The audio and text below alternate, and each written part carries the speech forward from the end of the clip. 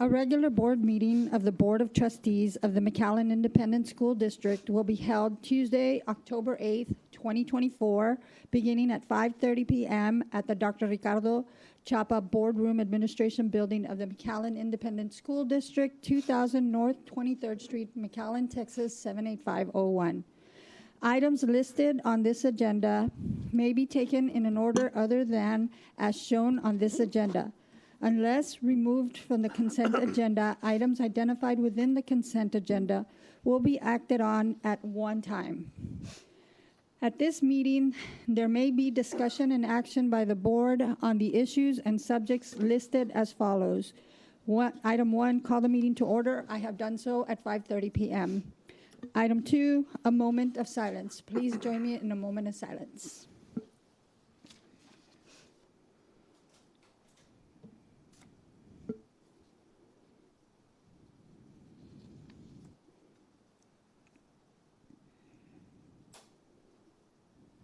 Thank you. And our thoughts are with all of those impacted by both Hurricanes Helene and the impending Milton in Florida. So tough situation for the folks over there. Item number 3, the Pledge of Allegiance. There will be a student joining us via video. I pledge allegiance to the flag of the United States of America and to the republic for which it stands, one nation, under God, indivisible, with liberty and justice for all.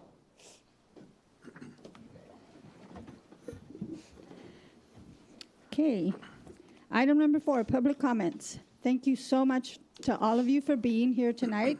We have an unprecedented 25 speakers tonight, and so I've spoken to the group for those of you in attendance and for those in the public. In the interest of time, because we have other matters to get to, and because the whole group is here to speak on the same topic, and we appreciate all of you reaching out, calling us, texting us, emailing us. It's nice to see our parents and our community involved in their children's education, and it's important, so we do appreciate that. So in the interest of time, we're going to do a 20-minute session on the IB topic, which is the prevailing topic on the comments section, and we have allowed for 4 sessions of 5 minutes. Math was not my strong suit, I promise you.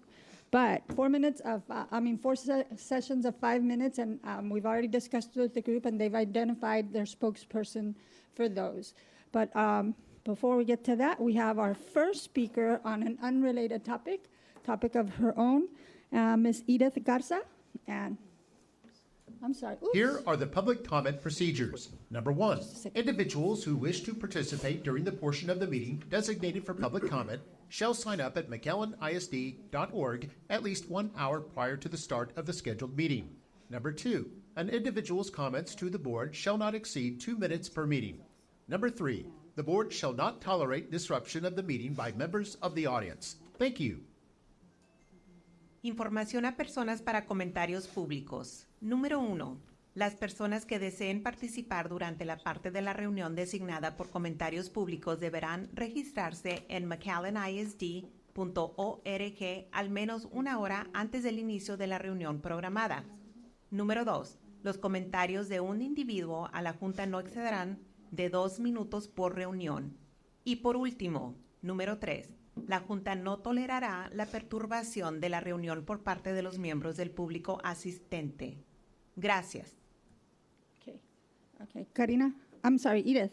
Karina, I was looking at you. I'm so sorry. Edith, you have 2 minutes to speak, and you will have the timer up there. We will not interrupt you, and so your time will start when you start. Okay, thank you. Hello, my name is Edith Garza. I'm a student at Nicky Rowe High School, and I'm here today to ask for my boyfriend Adan de la Cruz to have a fair chance to be nominated and voted on by his peers for Homecoming King. Adan had expressed multiple times to his friends and family, including myself, that he wanted to run for king, and I would like to grant his wish. I had gone multiple times to Principal Gutierrez's office to attempt to make this happen. Late last week, I was made aware of his decision to not allow Adan to run. I obviously just wanted a simple answer as to why, but I didn't get that. I went alone, and he couldn't give me an answer. So I went with my mom. He still couldn't give me an answer. So I went with the family of Adan, and he still wouldn't give me an answer. It wasn't until I talked to Mr. Gutierrez, our superintendent, that I was able to finally receive an answer as to why. But what he did say was that he wanted to do what was fair and best for everyone, and I completely understand. So I created a petition of my own that, as of today, has over 200 signatures, and it was just made yesterday, as well as many testimonies from my fellow classmates as to why they believe that it would be fair for Adan to run on the ballot for homecoming king. Nowhere in the Constitution does it state that Adan had to be present for anything to be nominated for homecoming king. All it says is that he has to be a senior boy.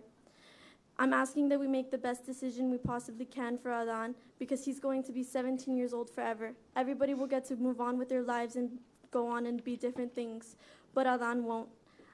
Let's make the best decision for Adan and for our community, and allow this fight to be fair. Nowhere in this Constitution does it state that he can't run. It just says that he has to be a senior boy, and he was a senior. According to his transcripts, he was a senior.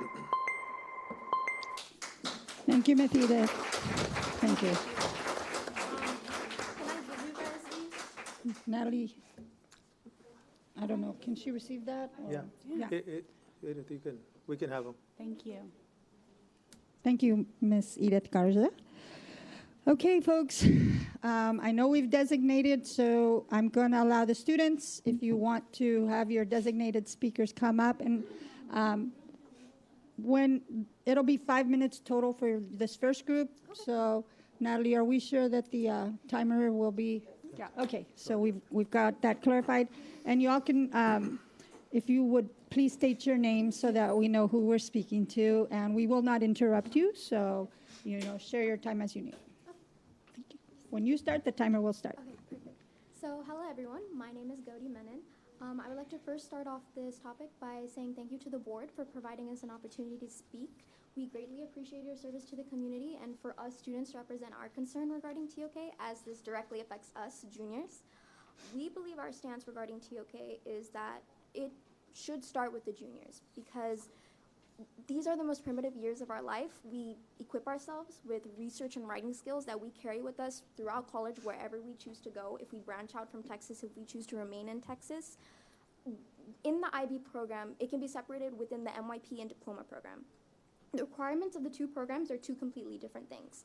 For middle years program, which is freshman and sophomore year, we equip ourselves with soft skills that can build us up for the more rigor demanded by the diploma program, which is what we're in currently. And any of us can testify. It is extremely rigorous, extremely time-consuming. But the reward we get from the class of TOK in terms of research, philosophy, to question ourselves on how we claim to know the knowledge that we've gained, that's something we can carry with us throughout life, no matter where we choose to go. Okay, so Capstone and TOK are very similar classes. And Capstone has been, my name is Jose Garcia, and I'm very glad to be able to speak here. And Capstone and TOK are very similar classes in the way that they teach and the way that they help students grow. And what I've seen is that Capstone has been able to have a part in GPA since, I believe, 2015. And TOK has been ruled recently to be part of the weight, but there's the question of whether or not it should be delayed or not. And what I believe is that us, as a junior class, should be given the opportunity to show that we're trying our best to, and that in years before and years after, it'll be the same class with the same amount of rigor and effort put into it, with the same types of requirements and expectations to the students. And so the reason why we should be able to have that ability to have our class weighted should be thought of as the same as like why the freshmen should be able to as well. Yes. So adding on to what Jose mentioned, which was great in the sense that we have a lot of requirements within the diploma program. We have 2 major assessments, one in our junior year, one in our senior year. One in our junior year is where we perform an exhibition where we use our knowledge of TOK in order to relate it with 3 different objects. And then within the end of our senior year, we write a 1,600-word essay regarded to different areas of knowledge from humanities, mathematics, sciences. This is really a great opportunity for students with different interests to explore. Now, with that being said, with the same amount of rigor within the TOK class and the AP capstone, there should be an equal credit of opportunity, which we believe should be done. And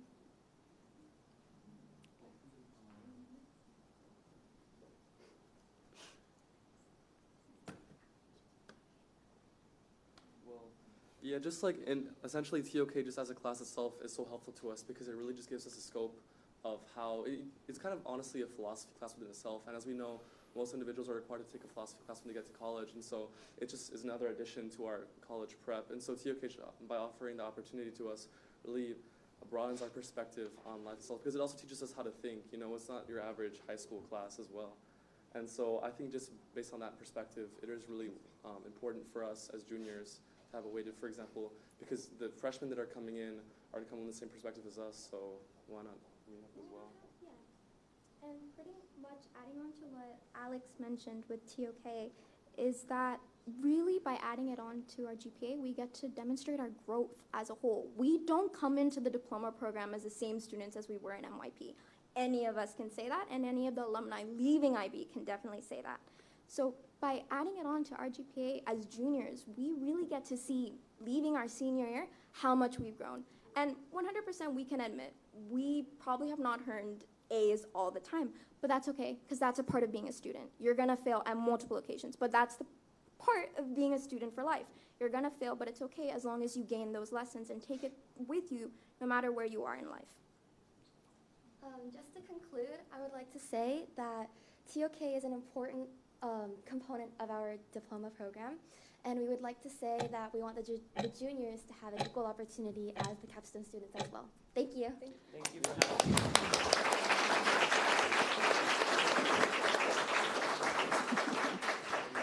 Well done, well done. Thank you. And up next, would you please state your name for the community and for those listening online, and then you will, your group or you're representing a group, so 5 minutes will be allowed. Okay.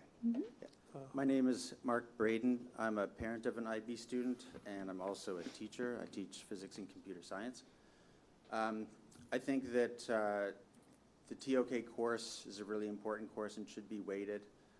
It's a key requirement of getting the IB diploma. So the diploma is awarded to students that earn enough points. They get that through their scores for their different courses, but also through the TOK course. They have essays that are assessed by other teachers around the world, as well as their extended essay, which they work on across the 2 years of their diploma program for junior and senior year. So there needs to be an emphasis on TOK just as much as the other courses. Now, different courses can count for different amounts for that diploma, but if they do not complete those components for TOK, the extended essay and the other essays, then they cannot get their diploma. It doesn't matter how many, if they got 7s in all their other courses, they still can't get the diploma. So particularly during the student's junior year, they're pretty far away from earning their diploma, and so they're not worrying so much about their points. They're looking at their ranking. And so it becomes difficult for the teachers working with them, whether guiding them through their extended essay process as advisors, which I do, but also for the teacher of that course to get them to submit their stuff on time. And getting it done on time is really important for them to get adequate feedback. And so if it's getting dragged along because it's always put on the back burner, then that becomes a problem. And that's the case for a lot of unweighted courses, and lots of teachers would have the same complaint. But in this case, it does have a very high weighting, right? It's going to be weighted heavily for their diploma. And so it would be nice if we had equivalent weighting in McAllen ISD so that could be kind of tracked as they go through. Also, as a parent, I like to see that my son is working equally on all his courses. Like, as a physics and computer science teacher, I think physics is the most important, and then computer science may be almost as high. But in reality, all these courses are important, and I don't know what majors these students are going to go into.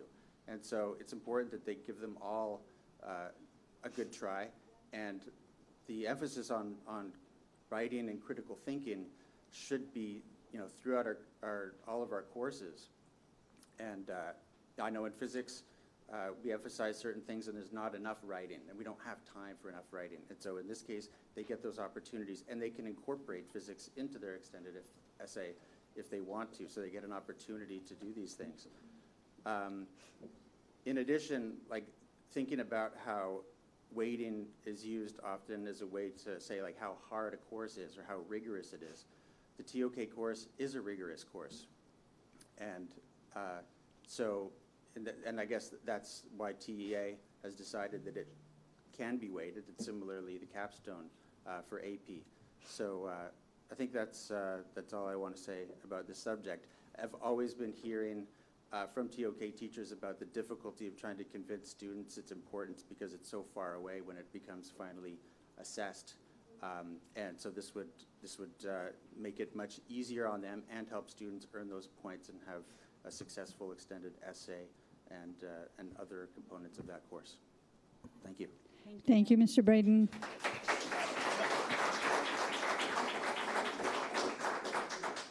Okay, ladies, are you each representing a 5-minute block or the same group? Okay, great. Yeah, it is a lot. The 2 5-minute blocks left. Okay, that's fine. So for the gentleman in the media room, just do a 10-minute timer, and the ladies are going to share that time. Yeah. And then we really appreciate the accommodation. Let's just give them a second to change the timer over. They'll do 2 5s. They can't do a 10. Okay, Okay, 2 5s. So 5s. we'll just reset it to a 5 once the 5 is over. Okay, is that good? Keep it at 5, and then when the 5 expires, they'll We'll do just it again. roll over and start another 5. You're keeping time as well? Thank you. I had no idea. I really thought the timer came from the other room. Yikes. We learn something every day, right? Important stuff. Thank you, Ms. Garcia. All right, ladies, the timer will start when you start. And Thank you all so much, Dr. Gutierrez, trustees. Thank you for listening to us. Thank you for supporting our kids. Particularly thank you for supporting the IB program. It's a phenomenal program, and I don't think I have to convince any of you of that. I'm not here to convince you all that certifying the TOK was a good idea because you all voted unanimously on it. So I'm here to talk specifically about the item that was put on the agenda, which specifically would push the certification of the TOK for 2 years. Therefore, not making it weighted for our juniors and sophomores and starting with our freshmen. That is 147 kids that would be deprived from that benefit to their GPA. If we go back to when the school board certified the AP Capstone as an innovative course, that was implemented immediately for the incoming junior class. So when you consider this, I just want you to remember that. The implementation of the AP Capstone was done immediately, and that is a course pretty much identical to the TOK. And I'll let Hello, my name is Karina Chapa, and I'm the proud mother of Ana Sofia, a junior in the diploma program at IB Lamar, and Matthew, an IB graduate. Matthew graduated from the IB program in 2022, and thanks to the exceptional education he received in McAllen ISD, he will be graduating this May with a bachelor's in computer science in only 3 years. As a mother, a bilingual educator, and a former McAllen ISD employee, I can personally attest to the invaluable lessons our IB learners gain every single day in a very nurturing and diverse environment. When Matthew graduated, I wasn't fully aware of the many advanced courses options available at the comprehensive high schools, even though I worked here. However, with Ana Sofia, I have become more informed. And I was thrilled when the board made the decision to ensure equitable treatment across the district by allowing the Theory of Knowledge IB course to count towards the GPA, just as a capstone course does in comprehensive high schools. Now, with the possibility of the board backtracking on that decision, I'm deeply disappointed. This change would negatively impact more than 140 students. It is obviously a decision that cannot be made lightly. A point of pride for McAllen ISD is the rigor and choice you offer. Why isn't this being celebrated and preserved for our IB students as well? Why undo something that benefits them only to reconsider later? Students at comprehensive high schools have the option to take capstone and receive the extra points they have earned. IB students already taking TOK as a required course deserve the same credit. Denying them that is not only unequitable, but unethical. True trust is hard to build, and backtracking on a thoughtful decision made by the board sends the wrong message to the community. How can we as parents and community members have confidence that future decisions won't also be reversed? To close, I want to thank our superintendent, campus and district administrators, teachers, board members who continuously support all students in McAllen, including those who have chosen the most rigorous academic path, the IB diploma program. We hope you continue making thoughtful decisions for the benefits of all students, regardless of the program they choose to participate in. Let it be dual language, IB, advanced academics, any program that you gracefully offer to this community. Mil gracias.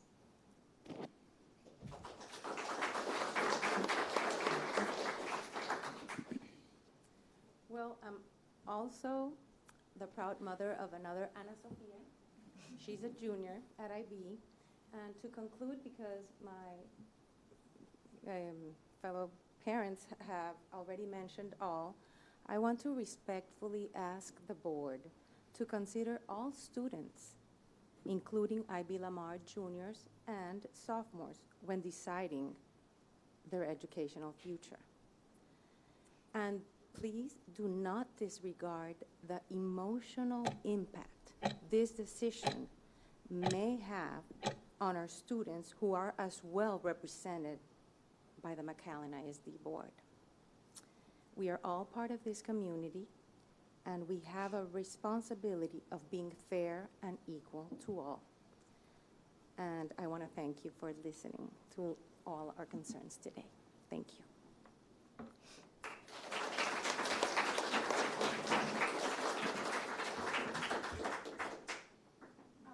Buenas tardes, mi nombre es Elfea Castro. Esta vez no vengo tan preparada, pero con lo que quiero comenzar es preguntándoles si algunos de ustedes han tenido un hijo, un sobrino, un nieto en un programa de IB. Si algunos han tenido esa oportunidad, saben el nivel de rendimiento, de exigencia y el compromiso que tienen nuestros estudiantes con este programa. Cada decisión que se toma en los últimos años de un niño de high school cambia su futuro. En lo particular, en lo que yo he observado en la escuela, la mayoría, si no es que el 100% de nuestros estudiantes no se hacen la pregunta si van a ir a la universidad o no. Ellos se hacen la pregunta ¿a qué universidad voy a ir? Y cuando tienes niños tan motivados, ellos saben lo importante que es el GPA, lo que es el ranking. Cada cosa que ustedes muevan o cambien o modifiquen, siempre deben de pensar en que esos estudiantes es su futuro. No es una clase de primaria, es su futuro, es el ingreso a las universidades, es el ser aceptados en una universidad prestigiosa o no ser aceptados en una universidad prestigiosa. Yo estoy aquí a favor y apoyando a los estudiantes que todos los días se esfuerzan, se sacrifican, quedan horas haciendo proyectos. Desde el día 1 que entraron mis hijas, porque tengo 2 en IB, el nivel de rendimiento que esa escuela exige es sin igual. Y debemos de respetar ese esfuerzo que nuestros hijos hacen todos los días cuando ellos aceptaron ese compromiso. Esos niños, su eje de vida es el estudio. Y para ellos es importante el GPA, no son palabras pequeñas. Cada uno de esos estudiantes sabe el impacto que tienen estas decisiones. Los exhorto a que si no conocen mucho del programa, no saben qué es el día a día, lo conozcan, platiquen con los estudiantes y en base a eso tomen decisiones. Gracias. Gracias.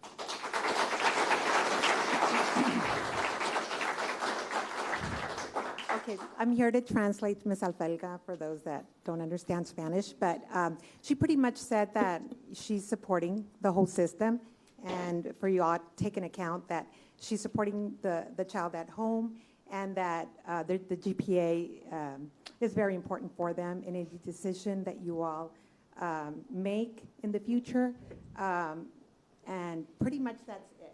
Usted está aquí para apoyar a su hijo y entiende del programa, el cambio que se va a hacer, and that she understands that the program is very rigorous, and she supports every point of that matter. Thank you very much. Thank you. Thank you for the translation as well. I think kids, there's 1 minute and 35 seconds. Does anyone want to say one more thing, or we're good? Before the clock runs out. Hi. Hello, everybody. Thank you very much for taking the time to listen to us. We're obviously very concerned. My name is Diana Franz. I have a daughter that is a sophomore at IB. And all I wanted to say is that Paulina touched on it, but not only capstone, but every single time that a class has been weighted, it's gone into effect immediately. And that's the way that you do things, and that's the way it should be done across the board. The only thing I can tell you about algebra that I've learned, and it applies to this, is what you do to one side of the equation, you have to do to the other. And so I think that applies and is very appropriate here, that that's what we need to do for our students. Thank you very much.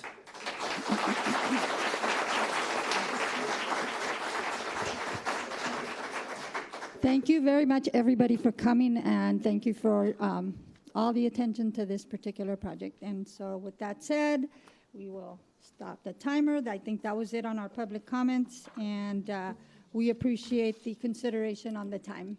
We'll move on to our regular agenda now, and item number 5, Superintendent's report. Dr. Gutierrez. Yes, Madam President and Board of Trustees, item 5A has to do with attendance matters. Where is the goalie? Staff has created a new video that highlights the importance of attendance in school. This one was made with the help of our Rowe High School girls soccer team, and we'd like to show that video because we'd like to continue to promote attendance throughout our district. So if you can play the video at this time.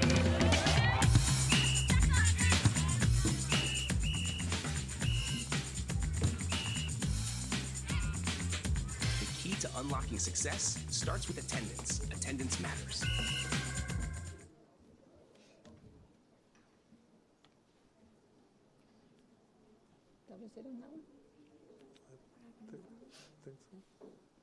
Okay, I guess the other one would be. That's 5B. Did it freeze?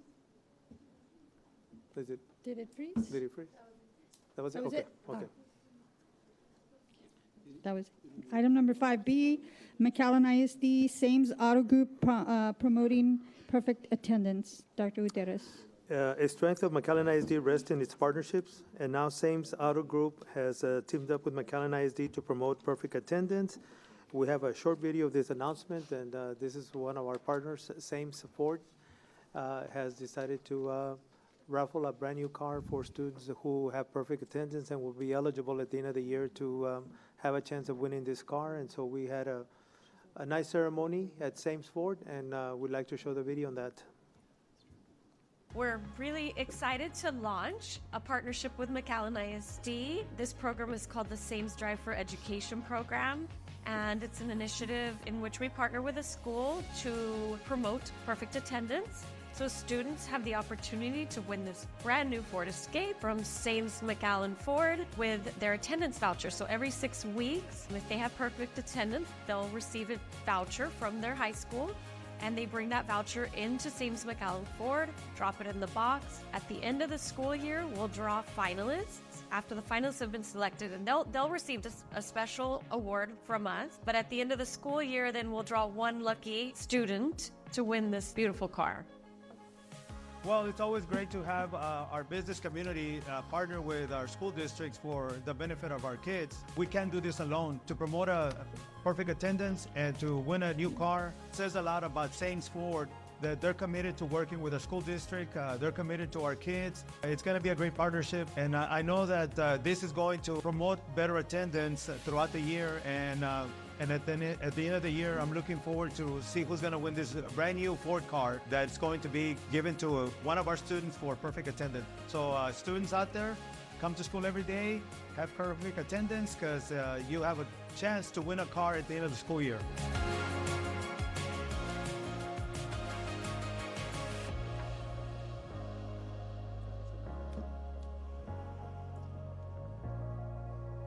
Man, if attendance only mattered for every meeting I came to.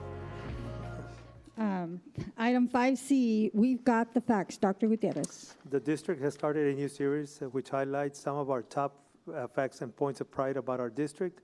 A student from McAllen High Theater Department helped with the making of this video. We can play the video this time. 20% more McAllen ISD students took college preparedness exams than the regional average. On those exams, we scored 20% higher on average. Last year, we took 19,000 college credits, which equates to about 1,200 semesters, or graduating college 150 times. All of these hours saving our parents $4.7 million. And to top it all off, we earned $50 million in scholarship dollars. That's a lot of Chromebooks. With numbers like these, why wouldn't you want to come to McAllen ISD? We've got the facts. Do you? Oh, I love it. That was good. That's why he's number one in the state with me. So good. So good. All right, thank you. Now, item number 6, recognitions. 6A, recognition of payment in lieu of taxes from the McAllen Housing Authority. Dr. Gutierrez. Payments in lieu of taxes are federal payments that help local governments offset losses in property taxes due to the existence of non-taxable federal lands within their boundaries. Here tonight to present a check to the McAllen ISD for their payments in lieu of taxes is Mr. Rudy Ramirez, Executive Director, and Mr. Daniel Delgado, Deputy Director, representatives from the McAllen Housing Authority. And I understand they have a check to present to us. Mr. Ramirez, and go ahead, come on in, sir. You can say a few words.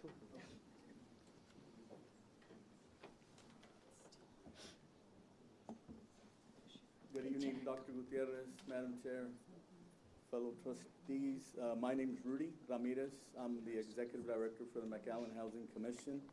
We're here, and thank you for having us. We're here to we're funded by the government, so most of our properties are exempt from taxes, like school districts. But the government has us give a payment in lieu of taxes, like Dr. Gutierrez mentioned earlier, and happy to present these funds. We split. Y'all get 60%. City of McAllen gets 40%, and it's for the services that y'all provide. So in this case, obviously, it's education. So we're here to present a check for $34,000 plus. And over the last 60 months, we've given the school district over $150,000. So again, we appreciate y'all. And as Housing Commission, we're always very appreciative of what the teachers do, what y'all do as trustees, and always trying to close that gap and helping our families do better. So we really appreciate you all, and thank you for being such a good partner. Thank you. Thank you. Thank you. So we lined up perfect.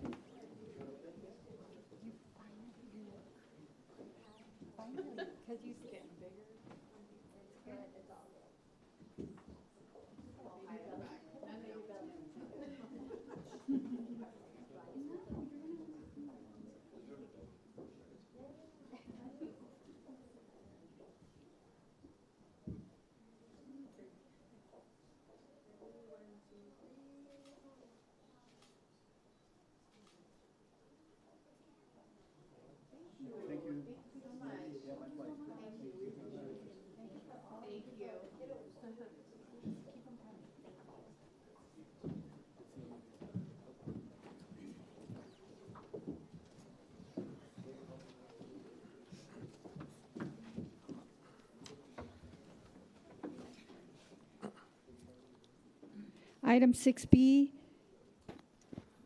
I am at 6B, right? Yep. Yes, yes. Recognition of McAllen ISD and Hidalgo County Head Start partnership for October. October is Head Start Awareness Month. Dr. Gutierrez. Head Start Awareness Month is celebrated every October.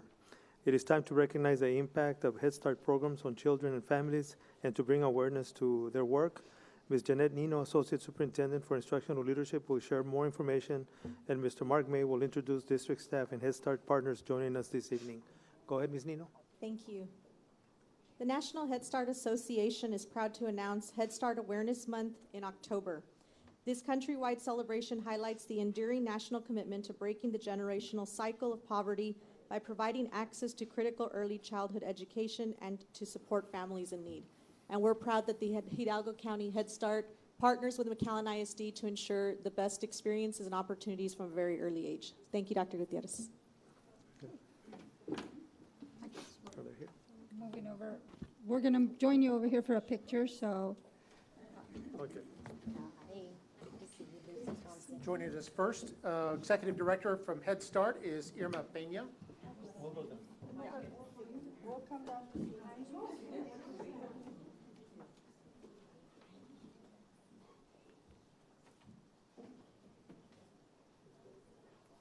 You also have our Assistant Program Director from Head Start, Dr. Nereida Cantu. Assistant Program Director from Head Start, Nora Munoz. Assistant Program Director, Marisa Reyes. Chief Early Educational Officer, Consuelo Casas. Chief Pre-K Collaboration Officer, Eduardo de Hoyos. Alvarez Principal, Ms. Melissa Lara. Principal at Wilson, Erica Garcia. Principal at Escandon, Carla Rodriguez. And the Early Childhood Coordinator, Erica Canales.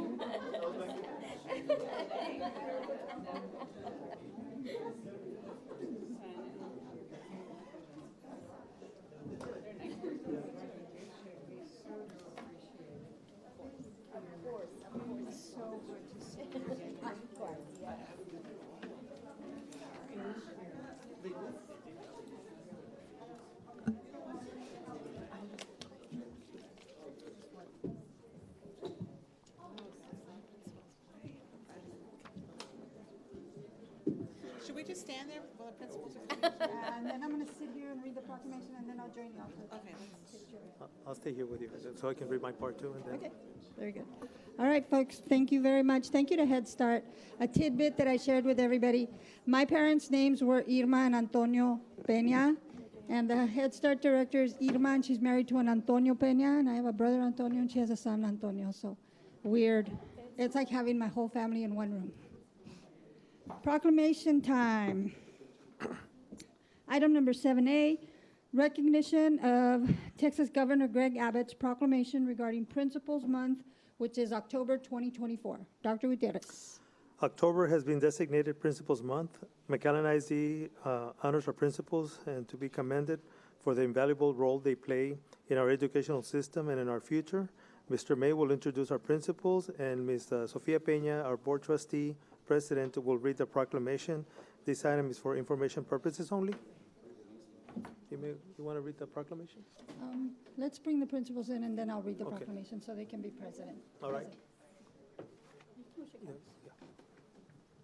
Okay, we'll start with, from McAllen High School, Miss Stephanie Friedland.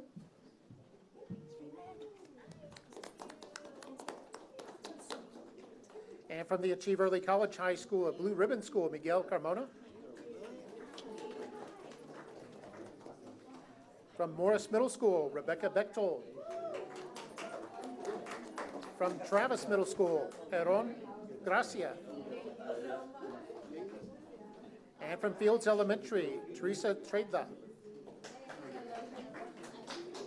And from Milam Elementary, Miss Edna Hernandez. From Bettis Elementary, Veronica Delgado. From Rayburn Elementary, Clarissa Partida. From Wilson Elementary, Erica Garcia. And that concludes our principals. Do we have other principals? Huh? By vertical team. We'll bring them all in, and then I'll read the proclamation. Yeah.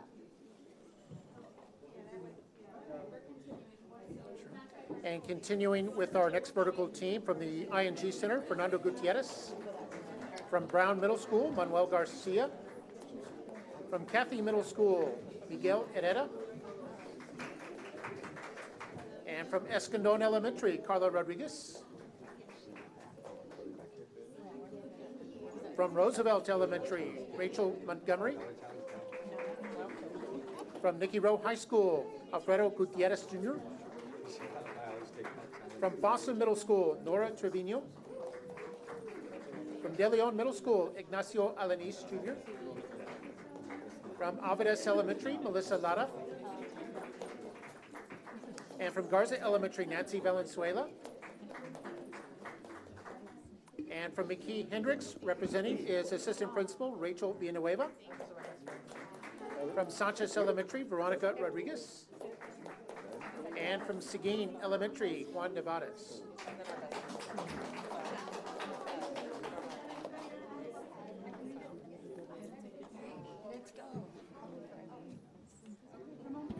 So I will be reading a proclamation from the governor's office, and so from the State of Texas Office of the Governor. Principals are tasked with a singularly noble task, the education of Texas's children. Our children will ultimately determine the future of Texas, and the promise of a brighter tomorrow can be shaped profoundly by a principal. The Texas education system depends upon the leadership of dedicated, capable principals. They cast a vision for their school and work tirelessly to realize it. Principals are not only a source of inspiration for their students, but they are also a leader for teachers and staff. They inspire their teachers to give the very best for their students, who will give their very best in return. An in-depth communicator, a firm disciplinarian, a savvy analyst, and a judicious policymaker, a good principal is crucial to student success. Each year, the month of October is set aside to honor principals and to commend them for the invaluable role they play in our educational system and our future. The Lone Star State owes a debt of gratitude to those men and women who represent the best of Texas values.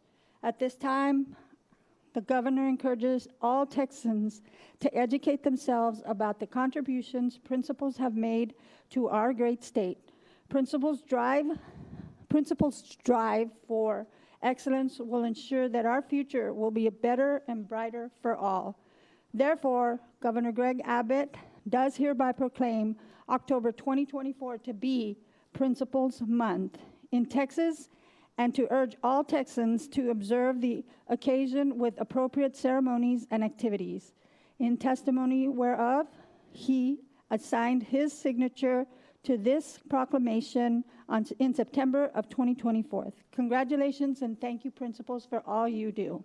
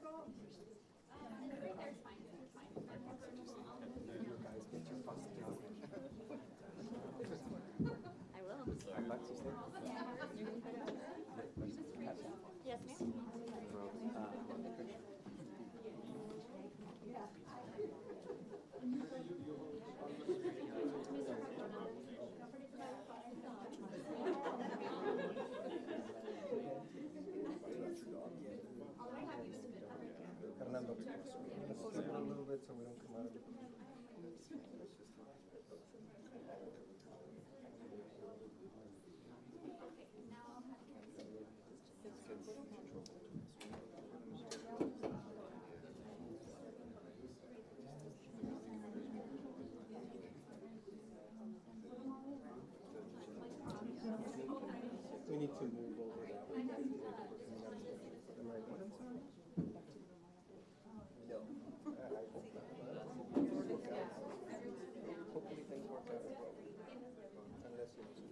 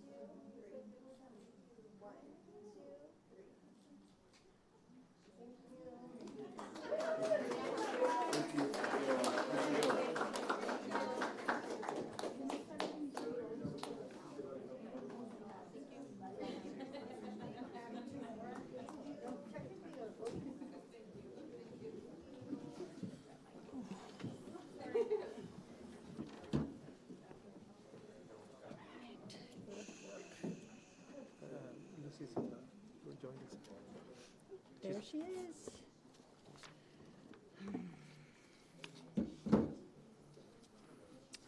All right. Item number 8. Are we ready? Item number 8. A.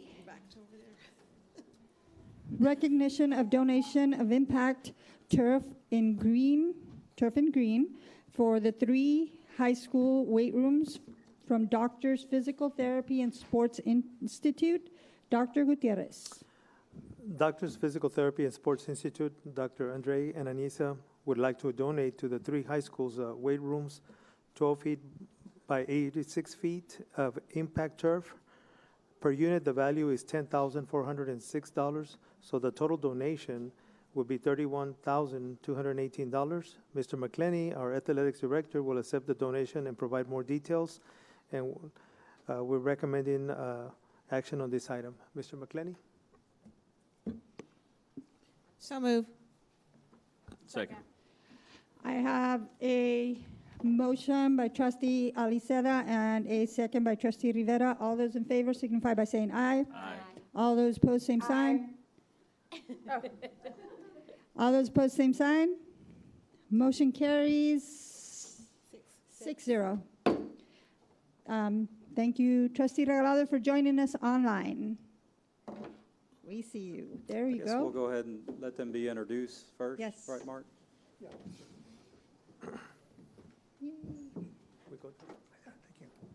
We're going to start with Dr. Andre Acuna, owner and physical therapist at Doctors PT and Sports Institute.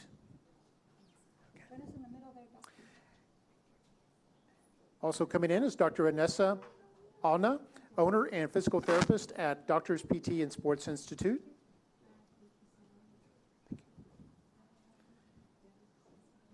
Paola Hernandez, manager at Doctors Physical Therapy and Sports Institute. And they're joined by our athletic director, Mr. Brian McClintock. Yeah, I'd just like to thank Dr. Andre and Dr. Anessa Acuna for donating to our 3 weight rooms. They actually did a session with our athletic trainers a couple years ago with our coordinators and assistant coordinators on injuries that they're seeing on their side as far as sports injuries, so we could get better.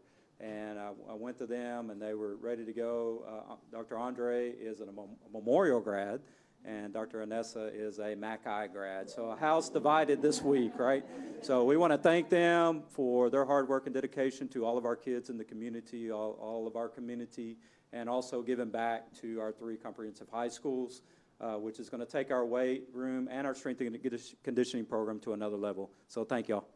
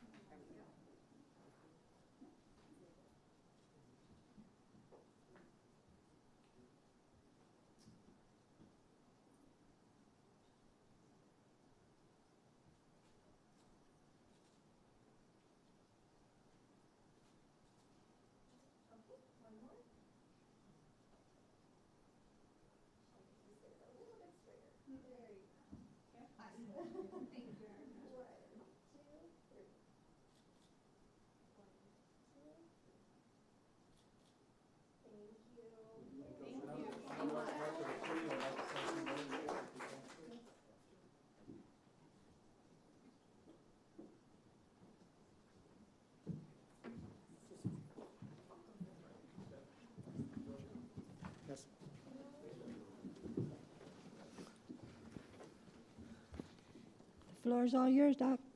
Well, thank you for having us. We are both humbled and very honored to be able to present this to basically the school district that helped produce who we are today.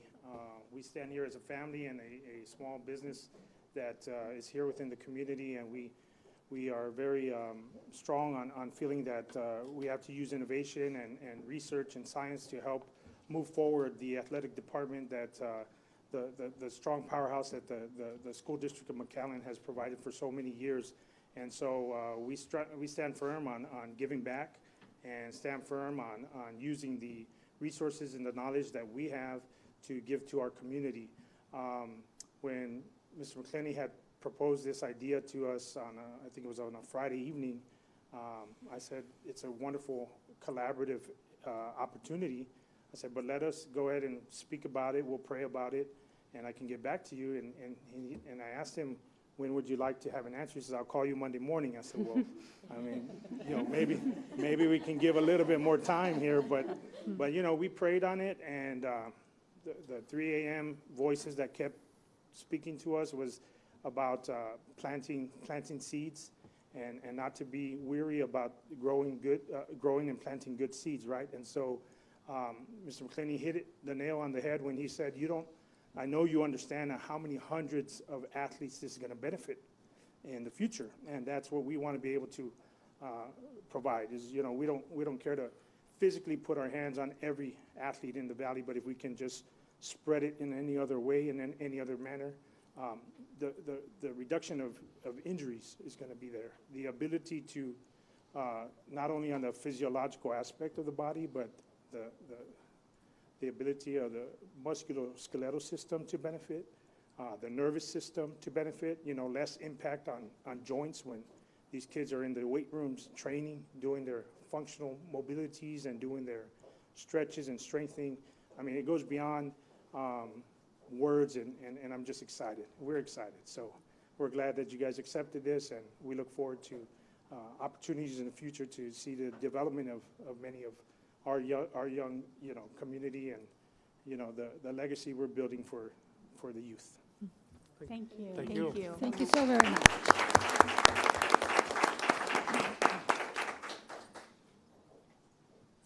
Item number 9, consent agenda items. So it's consent is items 9A, B, and C.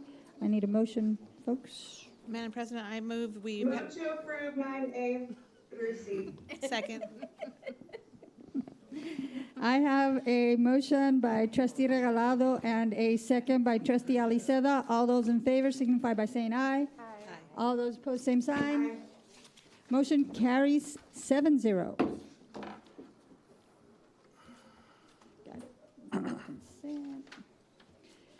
Item number 10, instructional services, instructional leadership, human resources, business and operations, and Board of Trustees items. Item 10A, 1, report regarding special education and regional day school program for the deaf, RDSPD, and STRIDES programs. Dr. Gutierrez. Tonight, we have the opportunity to hear from our special education department. This department plays a vital role in supporting our students with disabilities, including students enrolled in the regional day school program for the deaf, the STRIDES 18+ program. We have Ms. Maribel Elizondo, Executive Director for Special Education, and Mrs. Lisa Lara, Director for the Regional Day School Program for the Deaf, and they will share more information, and this item is for information purposes only. Go ahead, Ms. Elizondo. Good evening, Madam President and Board of Trustees and Dr. Gutierrez. Again, I'm Maribel Elizondo. I'm the Executive Director for Special Education, and with me I have Ms. Lisa Lara, the Director for Regional Day School Program for the Deaf. Thank you for allowing us to give you a brief overview of our department. So here you're going to see the vision and the mission for the district along with the vision and mission for the department. And one of the priorities that we both have in common is prioritizing inclusion for all students and ensuring that we're providing a free, appropriate public education to all students in our district.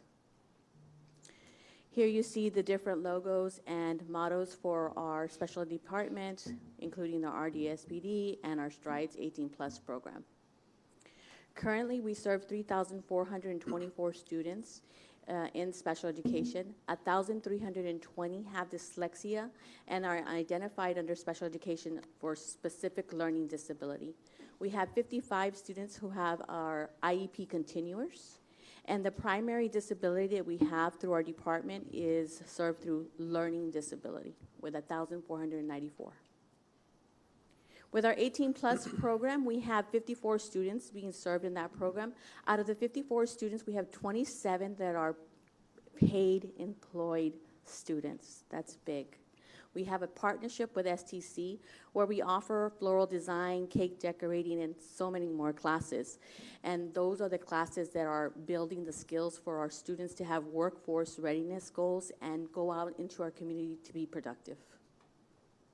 Here you're going to see a quick overview of what has been happening the first 6 weeks in our Strides 18-plus program. You see students at different job sites, you see them participating in sports, and then you see our Cafecito program. It is independent running at our 18-plus program. They go out to different events and they sell their coffee. They brew and they sell their coffee. And this is a grant that we're receiving from Texas A&M. It's our third year, and we want to keep it going. Right? So we want our kids to become baristas and get jobs, full paid jobs at different coffee shops in our community. One of the obligations that we have in McAllen ISD in the state of Texas is child find. So we have an obligation to locate, identify, and evaluate all children from birth through 21 years old living in our community. And so what we do is we have flyers that we pass out at different events in our district. We also have moved forward and we have flyers, posters that we post at our hospitals and all of our doctors' offices to make sure that all of our community knows about child find and the process. So I'm going to go through that process really quickly for you. The very first step is identifying the child, like I talked about earlier, and then we refer. After we have a referral, we make sure to get consent from that parent or guardian. Then we start our evaluation. We have a 45-day timeline to complete that evaluation. And we don't only evaluate for one disability, we have to look at all disabilities, all 13. Then within 30 days, we have an R to determine that eligibility. We develop an IEP, and we implement that IEP throughout the school year. Some other areas that we look at for district supports for compliance are what are we doing in our ARD, making sure that we're evaluating within that timeline I discussed earlier. We're implementing, we're checking our IEP, we're talking about transition, we're looking at different assessments, and we're making sure that we have a properly constituted ARD. Other things that we look at are results-driven accountability, academic achievement, post-secondary readiness, disproportionate analysis, and making sure that we create a strategic support plan to always improve all of our results-driven accountability data. We look at state performance indicators, which includes early childhood, child find, post-secondary readiness. We're making sure that we're serving all of our students living in residential facilities. We take care of transition, not only from elementary to middle school to high school, but out into the community as well. And then we look at program overview. How are we going to get better on a yearly basis?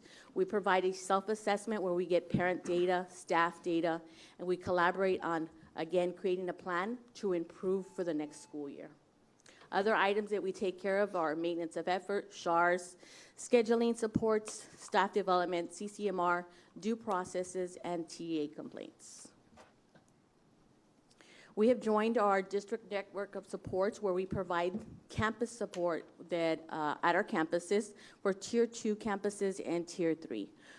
We have created a walkthrough form to specialize instruction for special education. What does that look like at every campus? Then we make sure to give feedback, and then we provide aligned support specifically for the need of that campus. Some of the, I apologize for the print there. Some of the continued building capacity supports that we have are playbooks. Every year we create playbooks for all of our different staff, and it's just processes and procedures that we have here in the McAllen ISD that we follow for our special education teachers, our administrators, our behavior strategists, our evaluators, our special education counselors, our speech pathologists, and our homebound teachers. We also make sure that we have a calendar of events and different trainings that are occurring for all of our staff to access so they know what's going on and they can participate.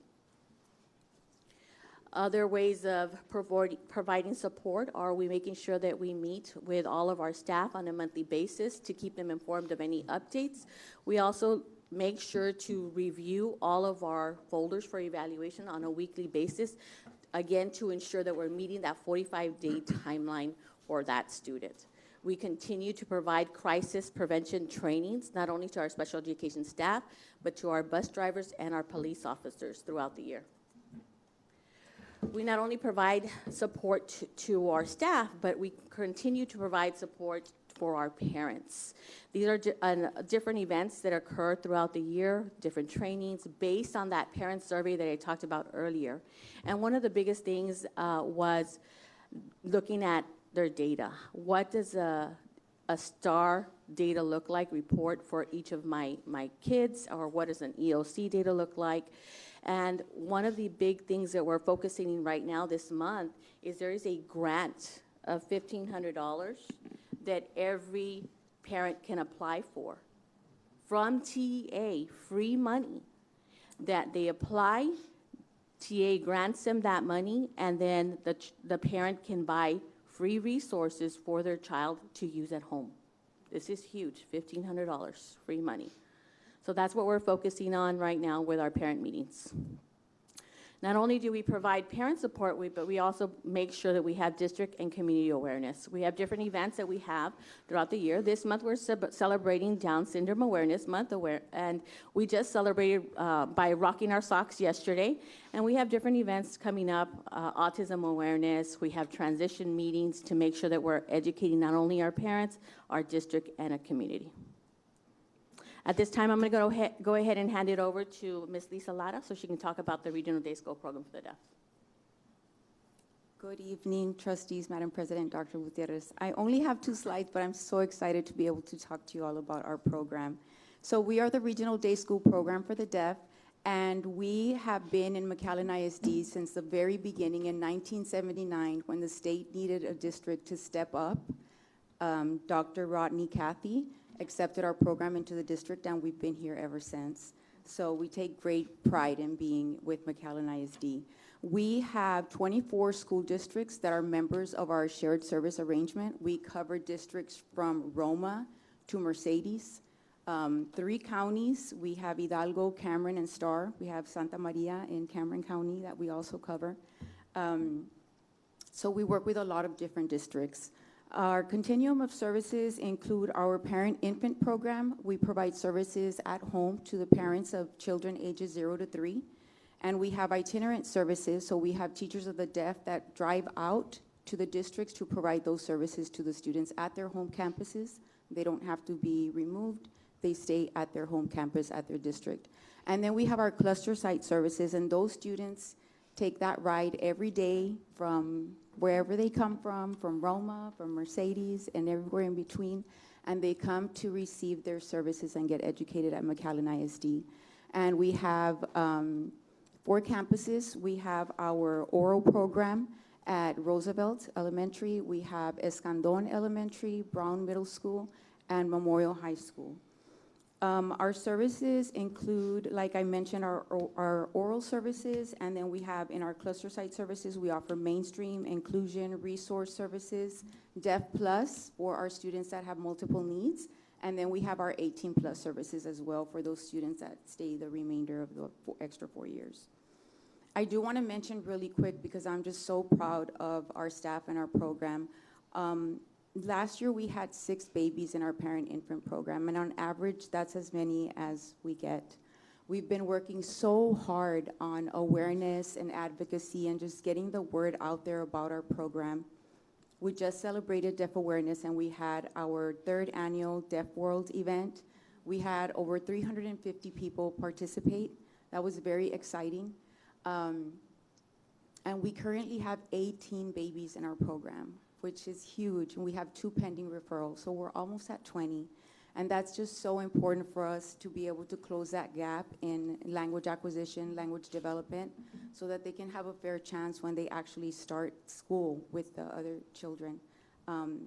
So we're very, very proud of that. I just had to mention that because I'm so proud of my staff. I mean, they work so hard going to hospitals and daycares and just anywhere we can get the word out, because it's one thing for people to know about it, but then the parents have to follow through with all the steps to start the services. So, and then just real quick on our enrollment. So there's two different numbers. We have our total enrollment and our snapshot numbers. The numbers are different because our students that receive consult services are not counted for snapshot. But we average around a little more than 300 students in total enrollment, and then over 200 for our snapshot. In 2023, we had 306 in total enrollment and 218 for snapshot. And then last year, we had a total enrollment of 331 students and 240 for snapshot. So we're very, very happy with our program. We have a lot of students. That means that we are actually capturing all those students that need to have our services. We're about 4th or 5th in the state of 53 RDSPDs. We're one of the larger ones. Most of them are pretty small. The nearest one to us is in Brownsville. They have 25 students right now. So we're really, really big, and we're just trying really hard to get all of those students so that we can ensure that they're receiving the services that they need. So that's all for me. Thank you. Good stuff. That concludes our presentation. Thank you so much.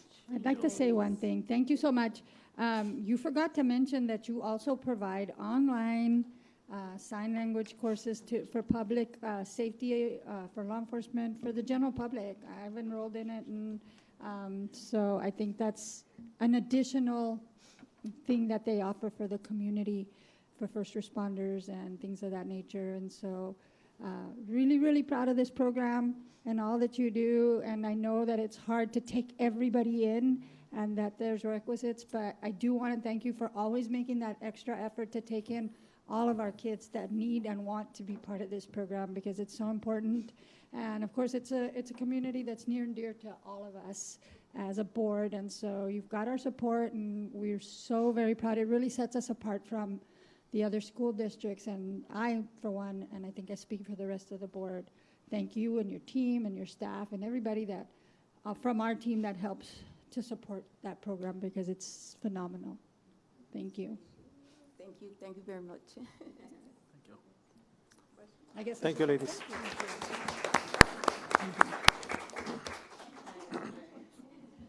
Item 10A2, discussion of possible action on memorandum of agreement number 2025-164, Junior Reserve Officers Training Corps Unit for Memorial High School with the Marine Corps. Dr. Gutierrez. The memorandum of agreement with the Marine Corps establishes and operates a Junior Reserve Officers Training, JROTC. Dr. De Hoyos is available to answer any questions, and we are recommending action on this item. Madam President, I'll move to approve. Second. I have a motion from Trustee Rivera and a second from Trustee Aliceda. All those in favor signify by saying aye. Aye. All those opposed, same sign. Aye. That's in the affirmative. Yes, we have a delay, Trustee Regalado. Yes. Motion carries 7-0. Item 10AB, discussion and possible action on memorandum of understanding number 2025-165, the University of Texas Rio Grande Valley gaining early awareness and readiness for undergraduate programs. That's short for Gear Up. Dr. Gutierrez. The memorandum of understanding with the University of Texas Rio Grande Valley gaining early awareness and readiness for undergraduate program known as UTRGV Gear Up. We will apply for the funding from the U.S. Department of Education. We are recommending action on this item, and Dr. De Hoyos will be available to answer any questions. But this Gear Up grant is for Travis Middle School, Brown Middle School, and De Leon Middle School. So moved. Second. I have a motion from Trustee Aliceda and a second from Trustee Rivera. All those in favor signify by saying aye. Aye. All those opposed, Aye. same sign. Motion carries 7-0. Item 10A4, discussion and possible action for the consideration of the declassification of the Theory of Knowledge, TOK, as an innovative course and reclassification of TOK, Theory of Knowledge, as an innovative course for the students entering ninth graders in 2024-2025 school year. Dr. Gutierrez. Yes, administration will provide a report on the McAllen Independent School District's Theory of Knowledge for IB courses. We have Ms. Karen Nitch, Director of Advanced Academics, Ms. Angela Allen, Director of Student Operations, as well as Dr. De Hoyos for more information on this item. We are recommending the board take action on this item. If you can come up front and then go over the presentation and give us the history and over the years on this particular course and how we got to where we are in this point. Yes. So I just want to say thank you, Dr. Gutierrez, Trustee Pena, and board members, and to the community that's here as well. We have had the IB course in McAllen ISD since 1999. Back in 1999, 98-99, the Board of Trustees approved the district to move towards authorization, receiving authorization from the International Baccalaureate Organization to have the IB diploma program here in McAllen. So we started with our first diploma class in 2001, and then as part of that program, the Theory of Knowledge was a course that the seniors took as a requirement for the IB diploma. So there's 3 components that are required for the IB diploma aside from the coursework, and I think that you may remember Mr. Braden, the physics teacher, speaking about that, but there's 3 parts. There's and it's called the IB core, and it's the theory of knowledge, the extended essay, and the creativity, activity and service hours. I don't know why I'm so itchy. All of a sudden I got up here and I started itching and itching. Okay, so I'm gonna stop. I'm gonna just stop itching. Yeah, I ran into a dust storm. So here we are in 2024, 2001 to 2024, 23 years later. We've had the course in the district. As anything goes with advanced courses or any course, there's changes that are made. So for up until I think 2019, no, can you back up a slide? Oh, I have it, okay. Yeah, so as far back as 2013, it was a 1-year course. In 2013, we began offering the TOK course because of changes in the curriculum as a 2-year course. The International Baccalaureate Organization came to the district as a part of their 5-year authorization, and they expressed to the principal that the course needed to be taught over 2 years. The IB core needed to be extended over 2 years. So you can see in 2013, the core was extended from the 1-year-long course in 12th grade, and we added the 1-semester course in the junior year. And to do that, we attached the course to a social studies research methods course number. The reason being is that the Texas Education Agency only gives us 1 course number for the theory of knowledge. They only recognize that 1 component. But we had to still have the extended essay, CAS, and TOK taught over 2 years. So various districts handle that in different ways.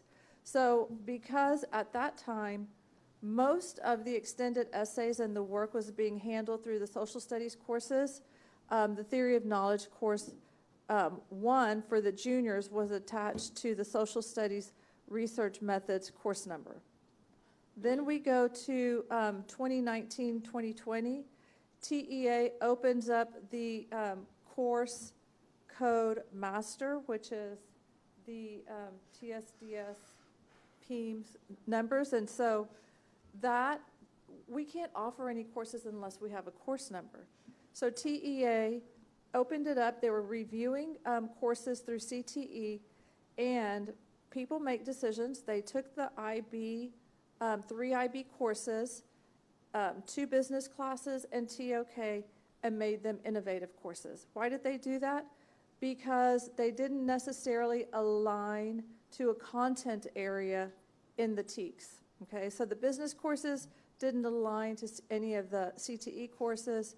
Theory of knowledge didn't align to any specific content area. And that's normal, that's understandable. They had done that with AP Capstone and research.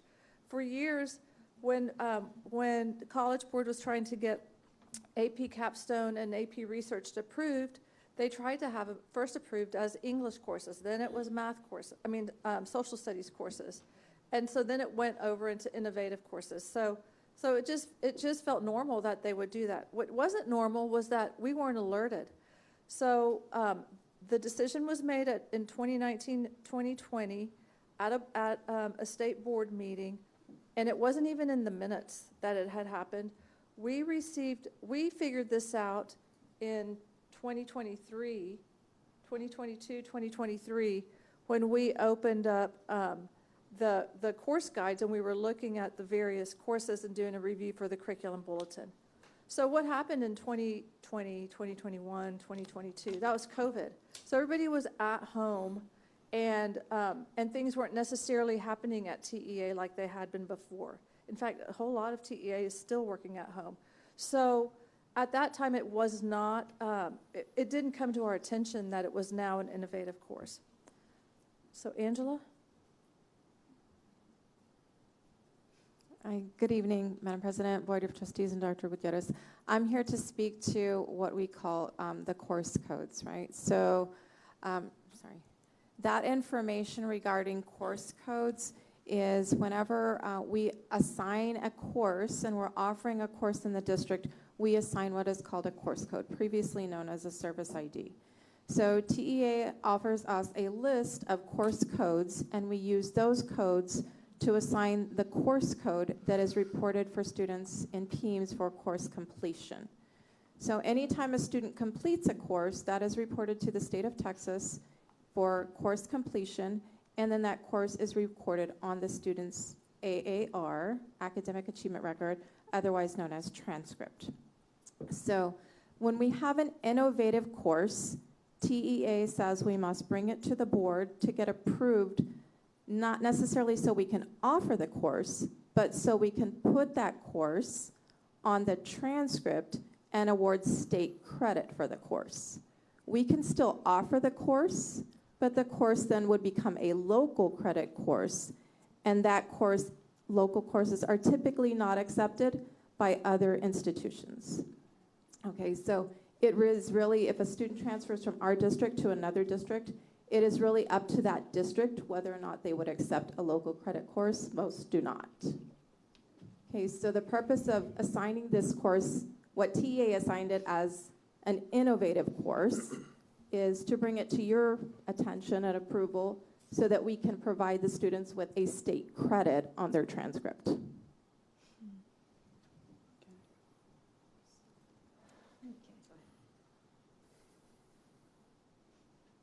So here we are in 24-25, and we brought to the board approval of the Theory of Knowledge course, not for the reason that we needed to just put that to rest, okay, the Theory of Knowledge course, and have it approved.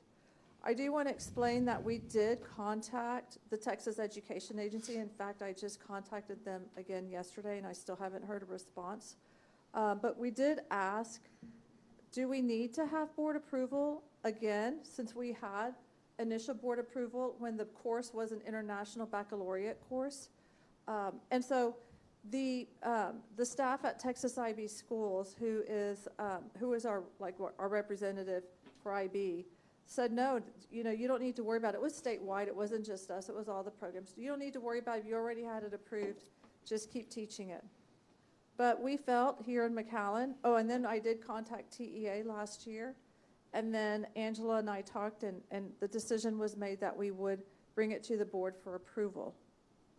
So here we are again today, requesting that we keep the Theory of Knowledge course, innovative course, approved for the students who are enrolled in that course this school year, which are the seniors of 24-25.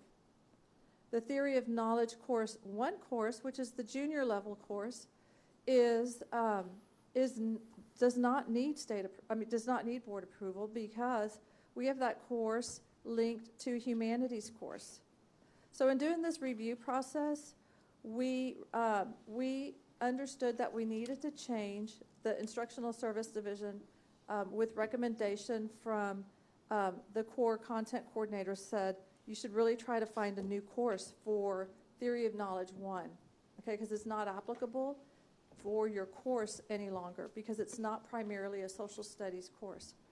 So in reviewing the available courses that we could fit that course into, we came across humanities.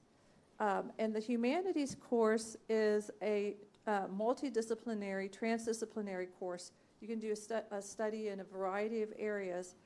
And so we reviewed the TEKS for that course, and then we looked at the aims and objectives for the IB core, which is CAS, the extended essay, and TOK, which are all taught during that first year and then taught again the second year. And we felt that was the best fit. The aims and objectives fit nicely with the TEKS that were required in humanities. Believe it or not, when we decided humanities, we were like, oh, okay, whew, we got a course. We didn't think about the fact that that was an English course. Like, it wasn't planned, like, oh, let's find an English course, or, you know, let's find a course that we can get. It wasn't planned at all.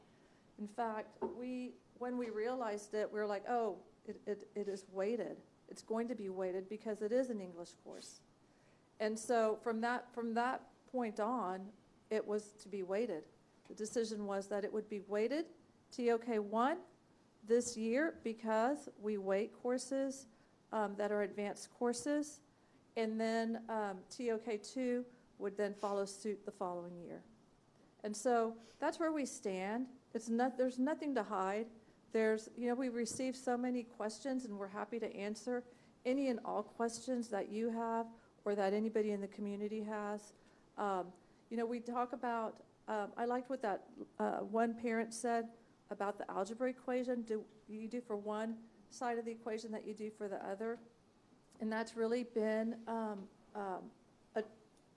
something that's been on the forefront of a lot of people's minds. Like, we've been at this for 10 years. I can't really explain how many times we've presented in various situations and to committees trying to get this course approved.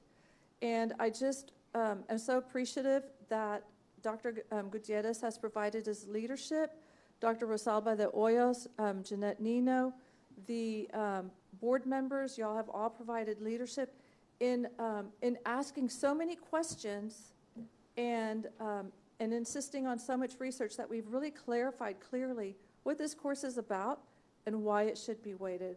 And so I feel like it's the right thing. The weight is one thing, and that's handled outside of this board meeting, and that's handled by the Instructional Services Division and then our committees that we have in place. But today's decision is whether or not you're going to decide to keep that Theory of Knowledge course as an innovative course in McAllen ISD for the seniors of 24-25. So I think that's the decision that you're at, and that's the only decision that board agenda item has there. You were going to, we already decided to make it an innovative course back in August, and then now we're back again with the request to declassify that. But I'm hoping that y'all decide not to declassify that because we do have students enrolled in that course. Are there any questions? Not for the seniors of 24, 25. No. Juniors. You said seniors. The TOK course is the course. TOK 1 is humanities English. Junior level. Junior level. TOK 2 is the innovative course. That's the seniors of 24, 25. But the weight the weight's for the TOK 1. Sorry, maybe I misspoke. To clarify. My head was going fast. To clarify. TOK 1 is weighted. TOK 2, the senior course is not weighted. Right. Yeah. Can I ask for some clarification, please? A current senior, they already took humanities English, right? They took the TOK 1, okay, and they took that course as social studies research methods. Got it. So that's already weighted? No, it's not weighted. Okay, so then the seniors took that. Currently, the juniors are taking that, and they're going to get the credit for it. What about the seniors that already took it and they're not going to get it weighted. They're not getting it weighted. I understand. I'm saying, how is that fair? I'm sorry, they get credit on their transcript, but it is not a weighted course.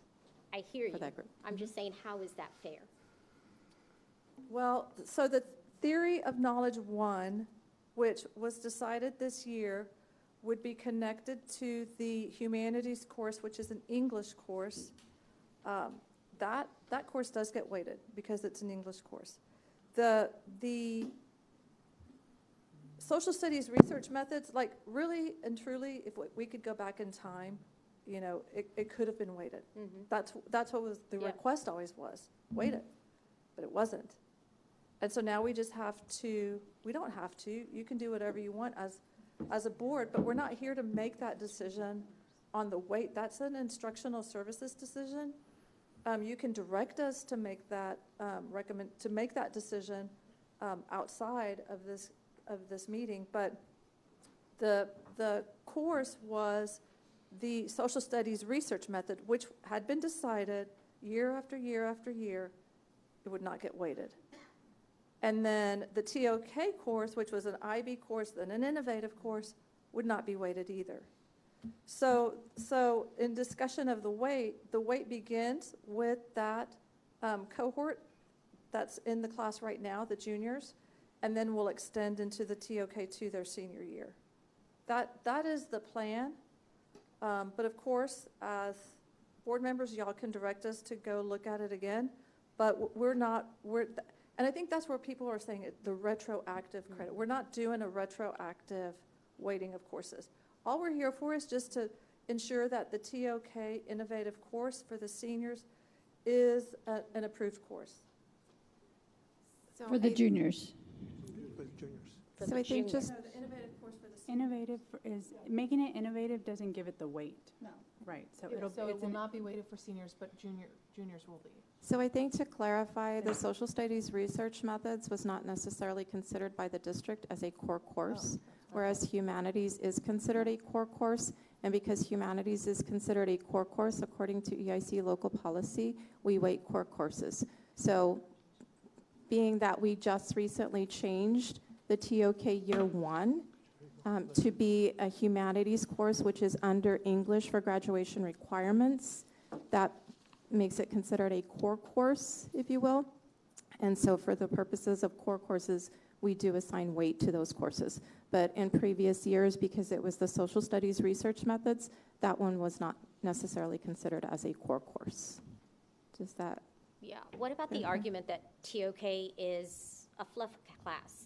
I have an IB grad. He graduated 2020. And I can tell you, Diego and his friends considered it a fluff class. I hear the students saying it's a lot. It's, you know, it's a 2-year thing. I get it. I hear it.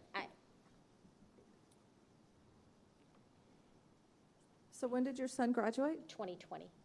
So back then, maybe it was fluffy because we're in the middle of COVID, and Well, it wasn't the middle of COVID. COVID was in March. I mean, to be fair. So it was we were out of school at the end of 2020, right? So it started in March. So the TOK in the junior year and the TOK in the senior year, at that time they weren't weighted. And so I can't speak to what was happening with those courses, but I've never have believed that they were fluff. I myself have 2 girls that graduated from Lamar 2016 and 19, and there was no fluff there. I remember taking Allie to the University of Texas to go do research weekend after weekend after weekend for her extended essay. And then I remember Lainey going over to UTRGV, doing her research in 2019 and having to do the theory of knowledge essay as well, okay, a separate essay and a project. So I mean, fluff, I think that's just an independent evaluation of the course by a student, but as far as the course syllabus and the course requirements, the objectives, there's nothing fluffy there. And it is equivalent to the AP capstone, is what I've heard. The AP seminar and research, yeah. Sorry. Okay. Any more on the dais? Trustee Kittelman? I have a lot floating in my mind. I don't know the right order to ask these. You've made a differentiation between what the board can oversee versus the administration. But I think it would be good to discuss, just for public knowledge, what exactly is the process that we take when, for any course, including IB courses or AP courses, how do we handle weighing the weight of courses and whether they start juniors effectively or incoming freshman class? So, if a course is a core course, it gets weighted immediately. So that is what we have done in the past for every course? So, yes, so for example. Well, every core course? Yes, yes. Okay. So anytime that we have a course, let's say AP Pre-Calculus is a new course that we had, we immediately weighted it because it can be used as the fourth graduation requirement for mathematics, so it makes it a core. Okay. And it can be posted on the transcript in that manner. So it gets weighted immediately. So a course like dual enrollment, UT on-ramps dual enrollment, college algebra. Well, that's a high school requirement. That could be the second, third math for a student. It fills the requirements of a math core. It fills the requirement. Okay. So those are weighted immediately. In years past, there have been decisions where a course may have been stalled and said, okay, we're going to begin with a cohort entering, for example, the AP capstone courses. When that was approved, they were approved to be weighted immediately. But I think at that time, the curriculum action team, which is a team comprised of principals and assistant principals and deans of instruction and counselors and central office staff, that curriculum action, and as well as at that time, Angela's counterpart, the person that preceded her, at that point, it was decided, oh, we need to wait for 2 years for those courses to be eligible to be weighted. Why did we make those decisions? Because at that time, there were several changes at TEA requiring the graduation plans. And so if you look in our curriculum bulletin, you'll see the graduation plans there on pages 16 and 20. And they all, at the top of the page, it says effective with the entering freshmen, 2014, 2015, or 2016, 2017. And so that was kind of a practice with us. Well, that was an interesting practice because at that time, we were back in the day with 4 graduation plans for students. Okay, so Angela might have a graduation plan. I might have a plan. Dr. De Hoyos, Mrs. Nino might all have different graduation plans, and counselors had to keep up with that. Back in the day, we also were very strict about when students could start taking advanced courses.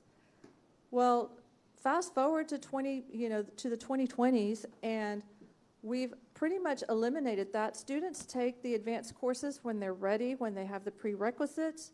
And so you may have sophomores in the class and juniors in the class and seniors in the class. And so to weigh a course would mean that some kids in the class would be taking the course for 13 points and others would not be.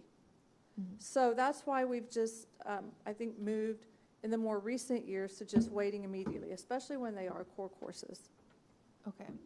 And core meaning that they will fulfill the core content areas, English, math, science, and social studies, and can fulfill a graduation requirement. Okay. But, sorry, tell me again, recently, it just recently became a core because you updated it and aligned it with the TEKS within humanities, correct? Correct. So when was that done? This year. This year. Okay. And can we address our local policy is EIC local, which anyone can look to, which discusses those core versus non-core. Just personally, I want to support what we have in place, what our policy states. So I feel like I'm talking in circles, but I'm still confused about who decides the weight of the course.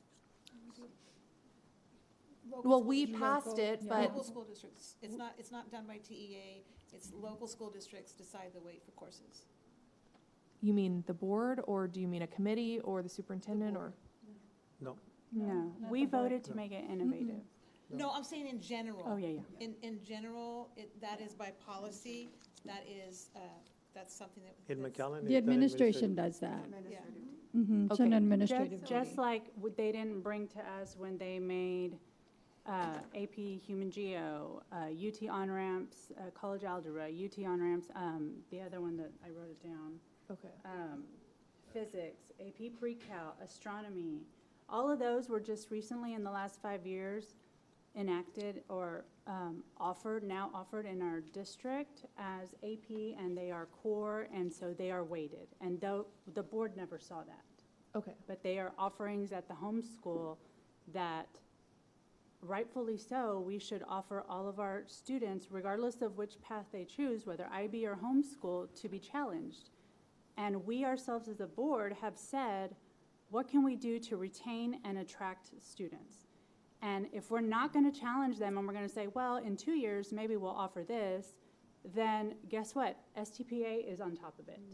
And if you look in the crowd, and I know, speaking from experience, I too have a 2020 grad whose Sigma class is very different from my daughter's 2025 Psi class, where the majority of the Psi class are students that we have stolen, sorry, all neighboring districts, but students that have come to us from OLS. And we are so grateful that you're here, and we continue to provide that rigor for every student. So saying that every other course that we offer for the homeschool that's AP and counts and is weighted and is offered immediately, how is that fair to say, but IB, y'all wait till freshman year because, I don't know, I still don't understand the logic why, but this was passed or changed by TEA in 2019. We are already behind the ball. Granted, everybody was drowning COVID years, I myself at work, and we missed it. But when we know better, we should do better. And we absolutely know better now. And just like they treated all of the other, I have a list of 5 at least, and those were implemented immediately. I see no, it's not like the seniors are going to benefit from this because that cohort has already begun. So it's not fair, but I teach my kid life isn't fair. And if we can do better for those that follow us, then we should. And so the seniors won't get that benefit or I shouldn't say benefit, it's an opportunity because you will make of the class what you choose to. And yes, I had a 2020 grad. The TOK TEKS changed in 2022, so it's not a fluff course, and my senior can attest to that. So it's different when you know something counts to your GPA and when it doesn't. And you're going to put your efforts where you know it's going to benefit you and your future for college or work or whatever it is that you decide to do. So at the end of the whole conversation, it's why would we treat this one differently if we say all students should be treated fairly? Can I build on that real quick? So is it true that there are less options at IB to have weighted classes than there are at the homeschools through AP? I would have to go back and look at exactly, but the last time it was evaluated, they were pretty equal. It was equal? Okay. Yeah, they were pretty comparable. So there's not a definite Well, no, because I imbalance hear, between the two programs. There is I hear Trustee De La Garza that we don't have, we have to make it attractive. Right, but we don't have astronomy, we don't have UT on-ramps at IB. And the IB requirements are so different from that of the Texas graduation requirements, because at IB you have to have 4 years of a foreign language. At homeschool you need 2 years. So that takes up some of the opportunities that you could take another AP class. So sure, maybe we do offer them, but their schedules are so tight, and that's why you hear, trustees, so many other complaints from parents is, my kid is at IB and they can only do sports or fine arts, and they can't do both. How can you not make it work? And how can we not have more buses? And we try, but everybody's schedule is so different because we are a district of choice that they chose to go to IB, and some part of their high school career is going to suffer. And for some of them, they give up sports, and some of them, they give up fine arts. So it's not like at the homeschool where you have the person that is the all-around athlete, choir, mariachi, and AP honors. So it's difficult. Trustee Elisa? No, thank you. I was just going to say, I don't think that anybody is arguing or saying in any way to take away the points. I think we all made that decision unanimously already that the class is valid and worthy of the weights. I think the reason that it was put back on the agenda was because trustees wanted to make sure that we are within our legal rights we're trained at TASB, we're trained when we go to trainings that when you do something, it's in the curriculum bulletin, that curriculum bulletin follows that cohort all the way. And so we assumed that when we made this decision, it was going to start with the cohort of incoming freshmen. And so then when we saw that administration on their own went and put it in the curriculum bulletin impacting this class, the juniors this year, the 24-25 juniors, we all some people gave pause, so they wait, are we within our legal right to do that?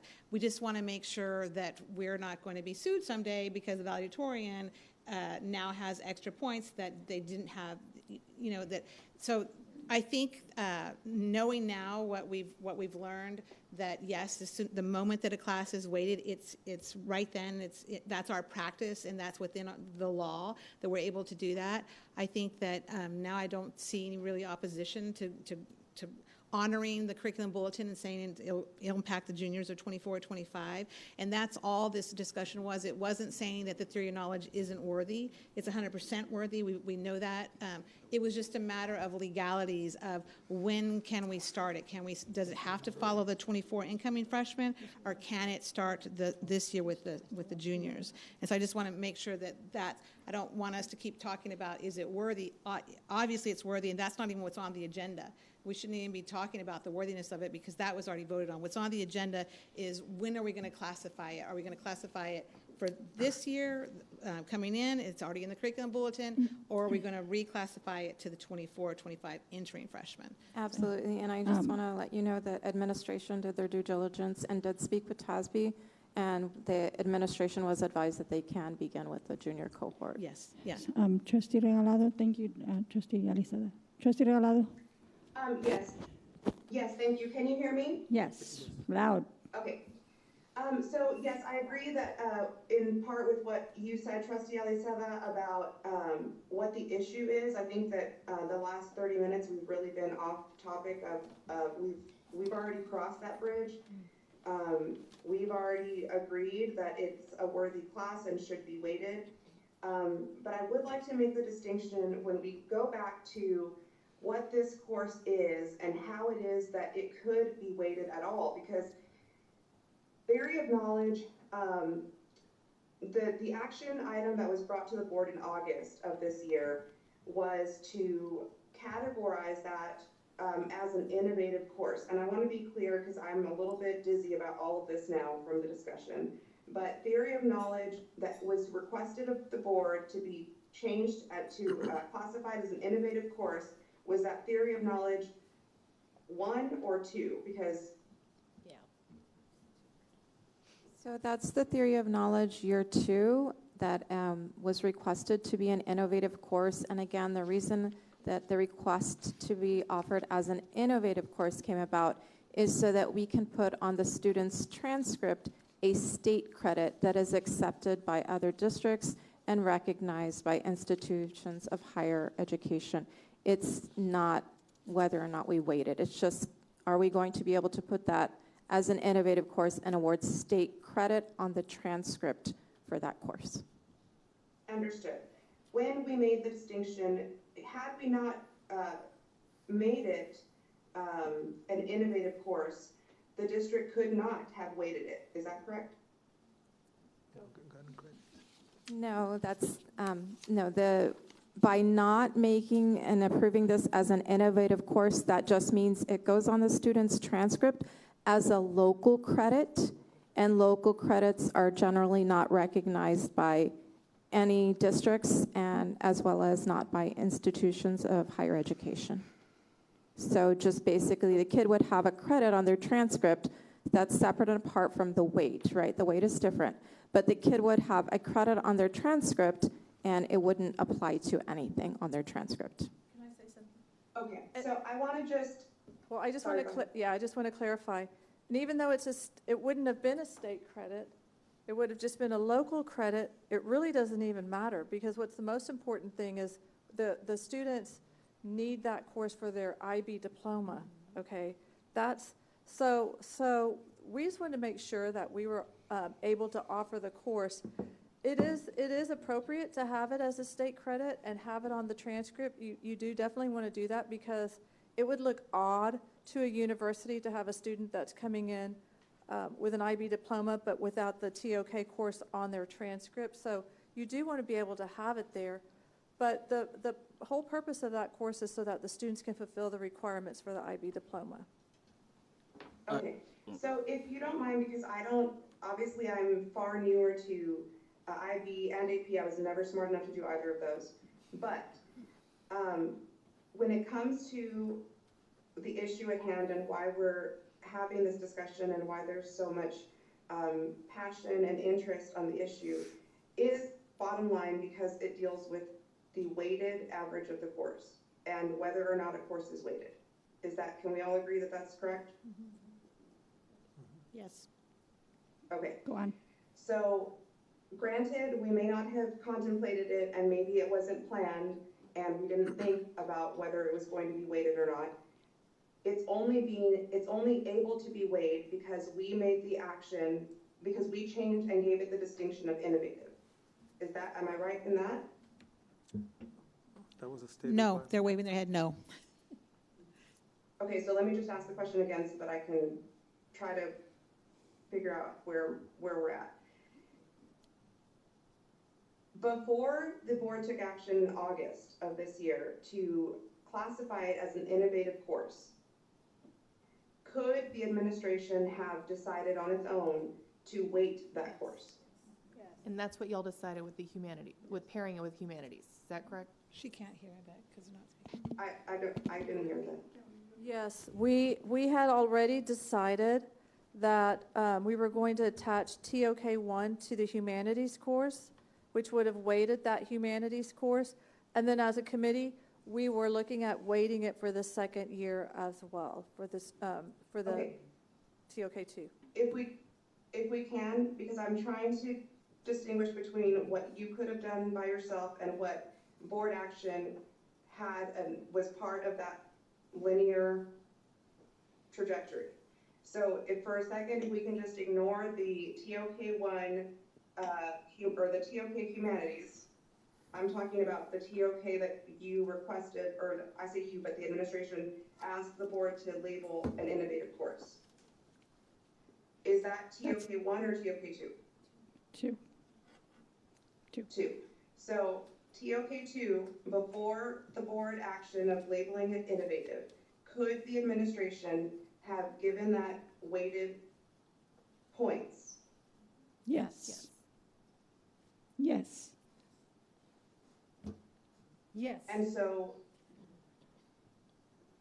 and TOK1, you were able to accomplish that by changing it to humanities. Yes. Correct? Is that? You attached it to. Yes, we attached it to humanities, and then we discovered, okay, well, humanities sits in English, and then we discovered, well, it can be weighted. Yes, that's correct. Okay. It's So a then, core course. I guess I'm confused as to how a course can be weighted and essentially counted and then you need our consent to make it innovative. We need your consent because TEA and the State Board of Education changed the course to an innovative course. And when the course is an innovative course, it must be board approved to be offered. Even though we had been offering it for all these years as an IB course that had been approved by the previous board, we came to you all in good faith to say, this course is now an innovative course. TEA has changed the number on us, and that's that. We need your approval to offer the course because that's what it says on the TEA website. And that's where I get confused, Okay. Ms. Nitch. You're saying in So- good faith. So was it a requirement, or was it just, hey, I'm offering something in good faith, board? It was a gray area. I kept saying, why do I need to take it to the Yeah. board? We've been offering all these years, we're putting it on transcripts, it was approved way back in the day. Why do I need to take it to the board? I called Texas IB Schools, they said, no, you don't need to do that. I called TEA and they passed the ball around, okay? They passed the question around, I didn't get a response. That was last year.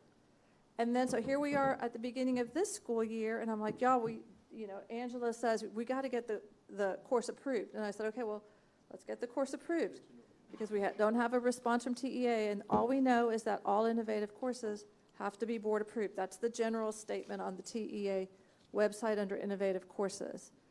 So we did that in August. Okay. So, Mrs. Nish, when, like, the narrative thus far has been, it's been since the inception of IB, and they haven't been weighted, and it's not fair, and if that was always in the administration's control, in your control, why did that not happen before? So according to local policy, we weight core courses, and previously, IB Theory of Knowledge has gone through many inceptions, as Ms. Nitch presented, and it has not been considered a core course. The reason it is now being considered for weight by administration is because we are crosswalking, if you will, which we do for our STC dual courses and our UTRGV courses. We crosswalk those to a local graduation requirement so we can award students a credit on their transcript. When we crosswalk this course to humanities for IB TOK year 1, humanities is a graduation, falls under English, which is a graduation requirement, which makes it a core course. So because it's under English, then it now becomes a core course, and our local policy says we weight core courses.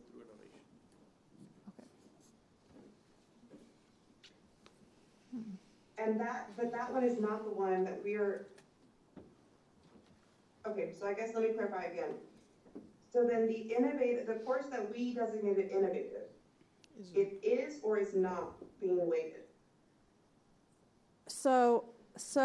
Okay, so the IB Theory of Knowledge, we're calling this the Theory of Knowledge course. It's really called the IB Core, okay, 2 years. Theory of Knowledge gets taught over 2 school years. Extended essay is worked on over 2 school years, and the CAS is worked on over 2 school years, so that the students make connection to the core of their curriculum, which are the English, Math, Science, and Social Studies courses. And they integrate all of that into that IB core. Theory of Knowledge is one component in that core, and the state has given us one course ID. So we can't split that course ID up between 2 years and say, okay, we're going to do a half credit this year and a half credit this other year. I mean, so we decided as a committee, we're going to assign that innovative course number to the senior level course, and then we're going to assign the course number for the humanities to the TOK1. It used to be called pre-TOK, but now we call it TOK1 course. So the course that we're getting approved today is the innovative course, which is the senior level course. That is currently not weighted, and it would be weighted next year. Okay. That's what's confusing. So It's a combo course.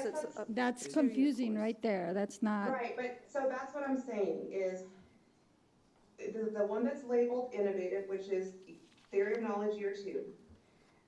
the narrative thus far has been, it's not fair, it's never been weighted, they need to get the, and I'm with you on that, I follow, and I agree, based on the representations of administration as far as what it does and what it's about. But the board action was requested of the board to label it innovative, and now it's being weighted, and it seems like the narrative is we couldn't do it before, and now that it's labeled innovative, we can do it and we are doing it. Well, so I'm confused as to if you could have already done it before, why didn't it get done? okay, so I think Dr. The Oils will address that. Let me see if this will help. So this year, 24-25, the first year is when, TOK first year is when we crosswalked it or paired it, whatever you want to say, to humanities. Humanities is a core subject. This year, those 2 years become a combo course now. And so from this year on, it will be weighted. It's not weighted currently for the seniors because those senior students did not take the humanities service ID paired as a combo course. I don't know if that makes sense. That makes a lot of sense. Thank you. Well, that cleared up that part. Does that answer your question, Trustee Regalado? No. No, it didn't, because I'm trying to. Are you wondering why, like, the administration didn't tie it to a core course years ago? Like, why wouldn't we have made that Okay, move? so we definitely have had conversations, internal conversations with our curriculum action teams, with our high school design team, with administrators, principals, and if you can just imagine the IB diploma program, representatives are few in number, and the comprehensive high schools are many in number when we're in those meetings. Okay, so there's a variety of conversations that take place. We have attempted on several occasions to bring this back to those committees, talking about the transdisciplinary nature of the courses. But at the time, I don't think that we were sophisticated enough to understand that we needed to really look at that TOK1 course. We were really thinking just about the TOK2 course. The TOK1 course was attached to social studies research methods, which we had decided years ago was not a core course because it wasn't required for graduation. Ms. Nitsch, may I interrupt you? Yes. We're not here tonight to approve this course. This course has been approved as an innovative course, and I think as a board collective here, we're not disputing that. Trustee Regalado, you're not disputing that. It is an innovative course. We've already voted on that. That is not the issue that we're discussing here. We're not, and nowhere in this motion or in this agenda item does it say we're not declassifying it as an innovative course. That's not the. That's the motion. Well, that is the. That's how I read it. That you're declassifying. Did you want to this? So I'm just trying to explain to Ms. Regalado why it wasn't weighted all these years. Okay, it wasn't for lack of not wanting it. The teachers wanted it, students wanted it. I felt it was fair because we had the AP capstone courses, but it just didn't happen. So here we are today, and it's happening, and people don't like it. And so I have to stand firm with what we have done is appropriate. We've set it up. It's set up in a way that makes sense. And I just would really like to move forward and make that decision, like, what are we declassifying or what are we classifying? Because the weight of a course as a campus is a district decision. We're really just here just to talk about. I want to say I think Trustee Regalado, does that make sense to you? When we say reclassify, were you talking about reclassify it as an innovative course or reclassifying where it starts? Well, let me speak to that because so to say that it's appropriate, I think is the question, because when it was presented to the board and we took action in August, I asked the questions about when is it going to be applicable? Is it going to be, and the spirit of that question was, is it going to be fair to all of our students across the district?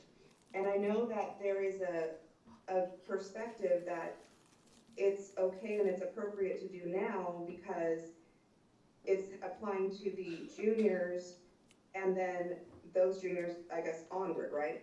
And so I can see or appreciate that perspective, but to say that it is appropriate and doesn't, I guess I've heard the thing, like the concept of it didn't hurt anybody, I thoroughly disagree with.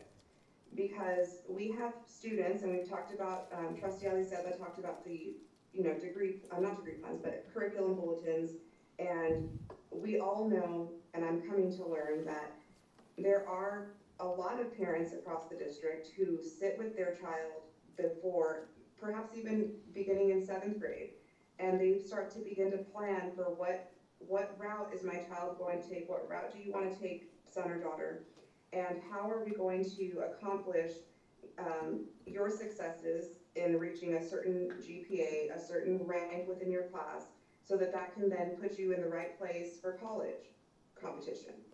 And so the idea or the notion that it didn't harm anybody is completely false. There are students in all 3 comprehensive high schools that made a decision with their parents to choose a certain route based on the knowledge and relying to their detriment now on a certain course plan and knowing, okay, these are the courses where I can get points, this is how I'm going to do it, and to now flip the script on those families and I'm not suggesting that it was purposeful, but there is a consequence to every action that is taken. And the consequence to this action is that those families are now in a position where they cannot course correct and say, well, now maybe I would have rather gone to IB if I knew that I was going to get these credits, these extra points, 13 times 2, 26 points toward my weighted average, if I had gone that route. But how could I have known that? Because I don't see into the future. And so that is why I asked the questions to begin with about when it was going to be applicable. And that is what I mean when I say retroactive. So I won't use the word retroactive because it's obviously not hitting, but what I mean by that is it should apply from a certain entering class forward. And that was the spirit of what I understood all of my colleagues on the board to believe when we voted on that. And so it's very unsettling for the administration to have, for an unknown reason, perhaps not considered the inverse effect and the ripple effect that it would have on other students, while it was benefiting certainly our IB students who are well deserving of those of the ability to take that class and that rigor of challenging it in the classroom. I get that, but I think that we can't. It'd be false to deny that that is an effect on the rest of our population. I think I'm sorry, but I think I can argue that the same course, when kids chose to go to IB and then the district decided to have UT on-ramps at the home schools, our kids didn't have that opportunity, and those were effective immediately. And every year, we just added AP Pre-Cal, and then now we have AP Statistics at the home schools. Those are added in the middle of the year, and a junior at the home school can take that. It's not like they have to wait 2 years, or they say, oh, well, that was enacted after I was already in high school, so I can't take it, and that won't be my 4th math. So it happens on both sides, and I think looking at it only from the homeschool perspective is the problem here, because the homeschools have other opportunities, and if they chose not to go to IB, and I guarantee you they didn't chose to not go to IB because TOK, but maybe they have that opportunity to take capstone, and they can take capstone and AP Statistics and be in the UT on-ramps. So it's both-sided, and the kids at IB have always felt that way too, but it's something that was a different route that they chose, and they were fine with it. But now that these courses are both identified as the same, which we've already voted that they are the same, then we should treat them the same and be enacted immediately, just like we the administration enacts every other UT on-ramps course, AP statistics, astrology, pre-cal, whatever it is that they offer in the middle of the bulletin, because these bulletins do not follow cohorts of freshmen, sophomores, juniors, seniors. They're changing every year. Or as Ms. Nitsch said, you would have a new bulletin every year depending on what class you were. And we decided, as administration says, that that's not the case. The bulletin changes as we have new offerings in our district, and we have a lot. Ms. Nitsch, that's where I'm a little confused as well. You said it could be that 1, 2, 3, 4 of you freshmen have different graduation plans. Aren't we doing the same thing and creating another graduation plan because the incoming freshman is one thing and the juniors right now is another? We only have one graduation plan, and it has three parts to it. That's the high school graduation plan, and students follow that. Okay. Dr. De Hoyos can probably speak to that. I haven't spoken about that in a little while, so I'm a little rusty, but I have the picture in my head of what that is all about. And there's like 3 levels. There's like the standard level of graduation requirements, and then there's the middle level, which are some upper level courses, and then there's the top level, which is the distinguished achievement, which you fulfill several more requirements, and you take advanced courses for distinguished achievement. That's the high school graduation plan. We have, on top of the high school graduation plans, we have 3 diploma programs. We have Achieve Early College High School with their diploma program that they have through STC, where the students will get an associate's degree. We have our AP Capstone Diploma program, which is a mirror of the IB diploma and the TOK courses. So those are now plans for additional diplomas above and beyond the high school graduation diploma.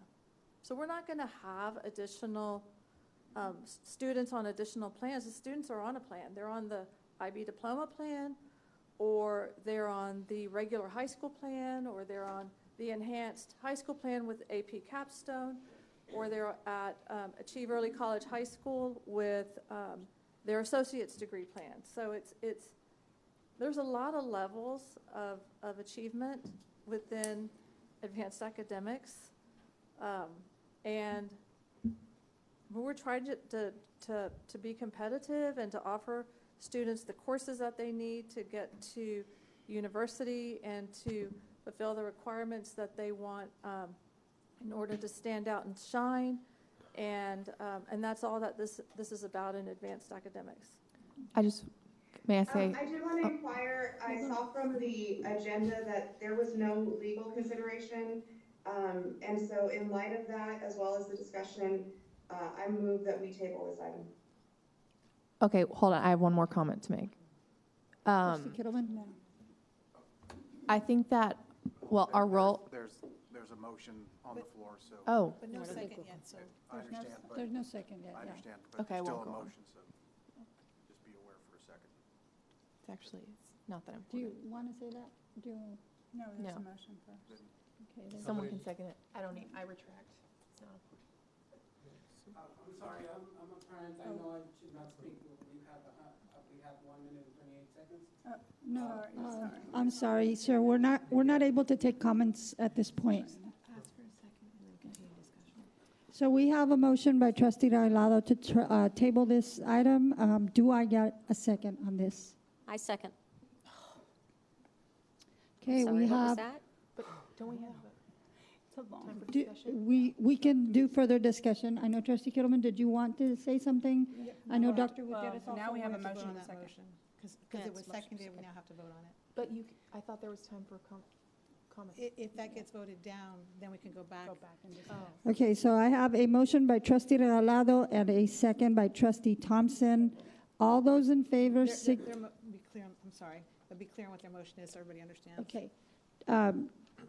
The motion is to table this item, item 10A4. What was the reasoning for tabling it? No legal considerations? Was it legal considerations, trustee Regalado, that you made your motion to table it? Yes, I see on the document and having spoken to administration, this has not been considered by legal. And the reason I second it is because I've heard from parents, I'm going to file a lawsuit. Do I need to file a temporary restraining order? And that concerns me, and I don't know the answer to it, and I wasn't able to reach out to the attorney to find out what can happen. Okay, I mean, We have to vote we on could that motion. discuss it. We have to vote on that motion. I think we need to take a vote. I'm going to vote, yeah, we're going to take a vote. So we have a motion by trustee Regalado and a second by trustee Thompson to table this item. All those in favor signify by saying aye. Aye. Did I get an aye? You did. And I'll go ahead and be an aye. All those opposed, same sign. Aye. Motion is 4-3. Motion fails to pass for tabling the item, so. Madam Chair, I move to I move reaffirm. that we take no action.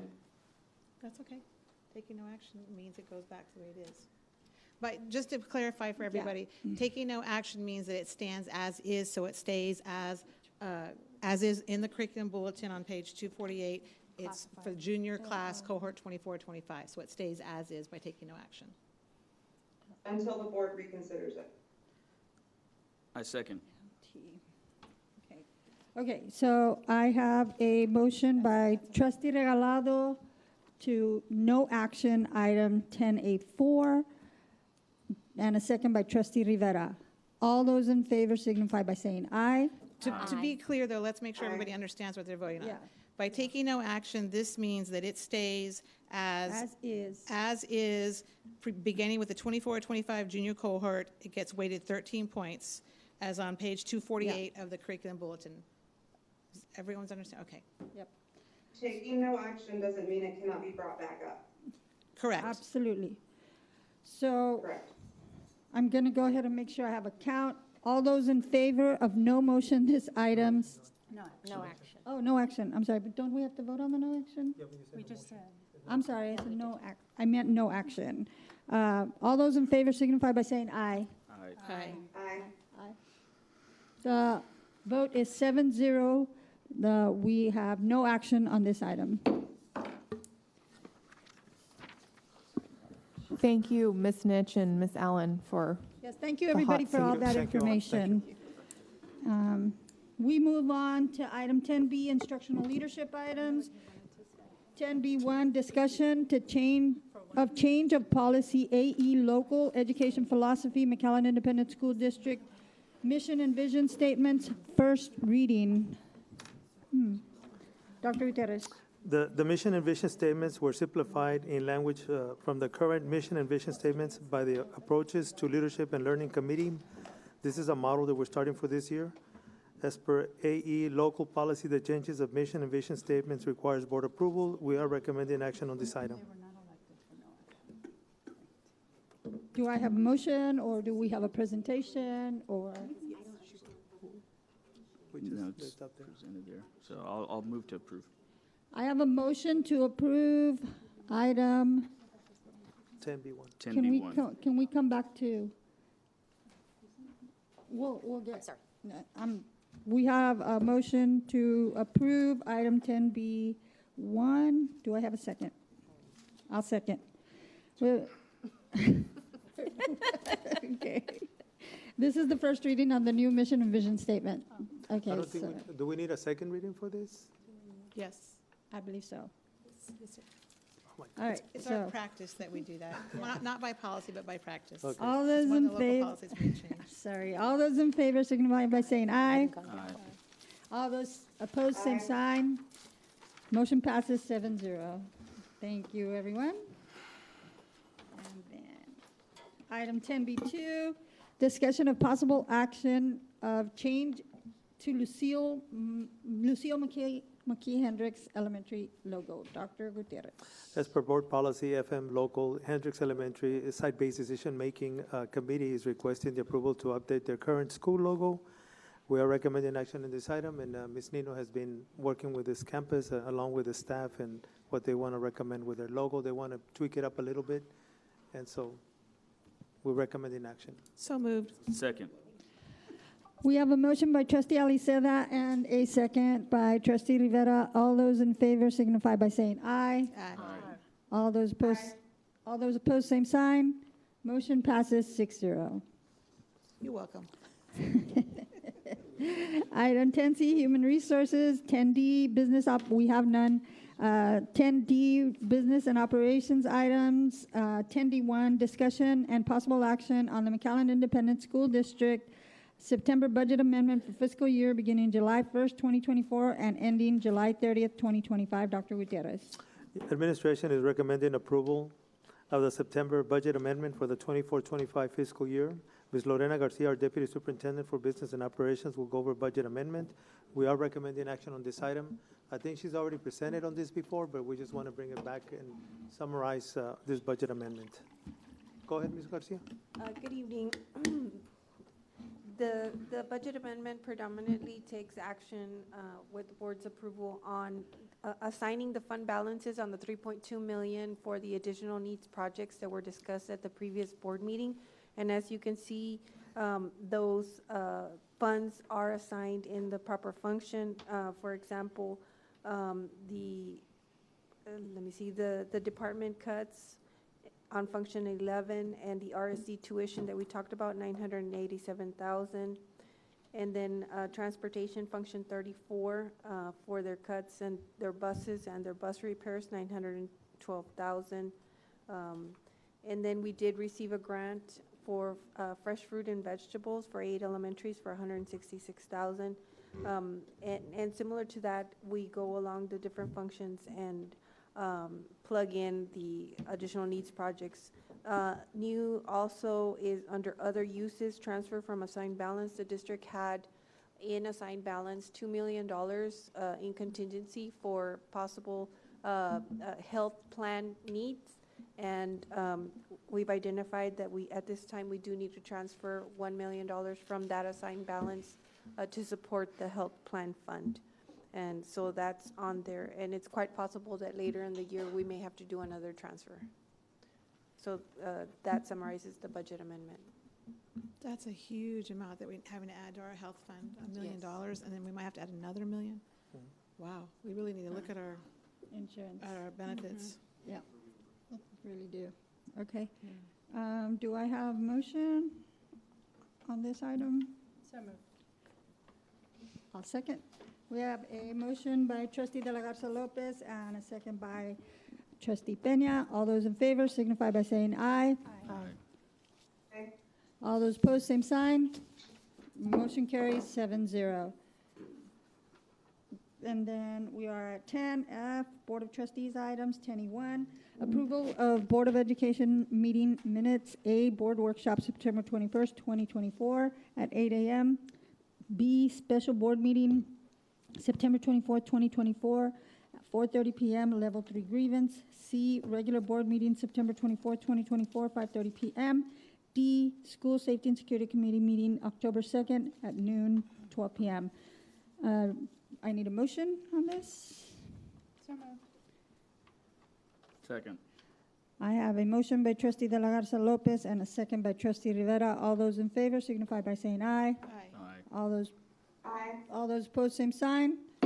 Motion carries 7-0. 10E2, nomination of candidates for Hidalgo County Appraisal District Board of Directors 2025 to 2027 and approval of resolution. Dr. Gutierrez. Hidalgo County is asking McAllen ISD to approve the resolution to nominate one, but at most 5 candidates, and the deadline to submit the resolution is October the 14th, 2024. We are recommending action on this item, and any nominations? Usually Okay. we have a list of people that are interested, and we have their resumes, and we go over their resumes and such. That's when we vote for them, but this is nominations. Okay. This is, you can, remember that being the case. Isn't he already on it? Do we know who's already on the appraisal board? I know Ben Garza is on the appraisal What's the board. timeline on this? By when do we have to approve this? Richard Garza. Richard Garza. I was- Albert, yeah. Is there a deadline for this? Can we get clarification on this item? There's a deadline, October 14th. October 14th. Oh, Oh, Saturday. Can we table this until after? After close?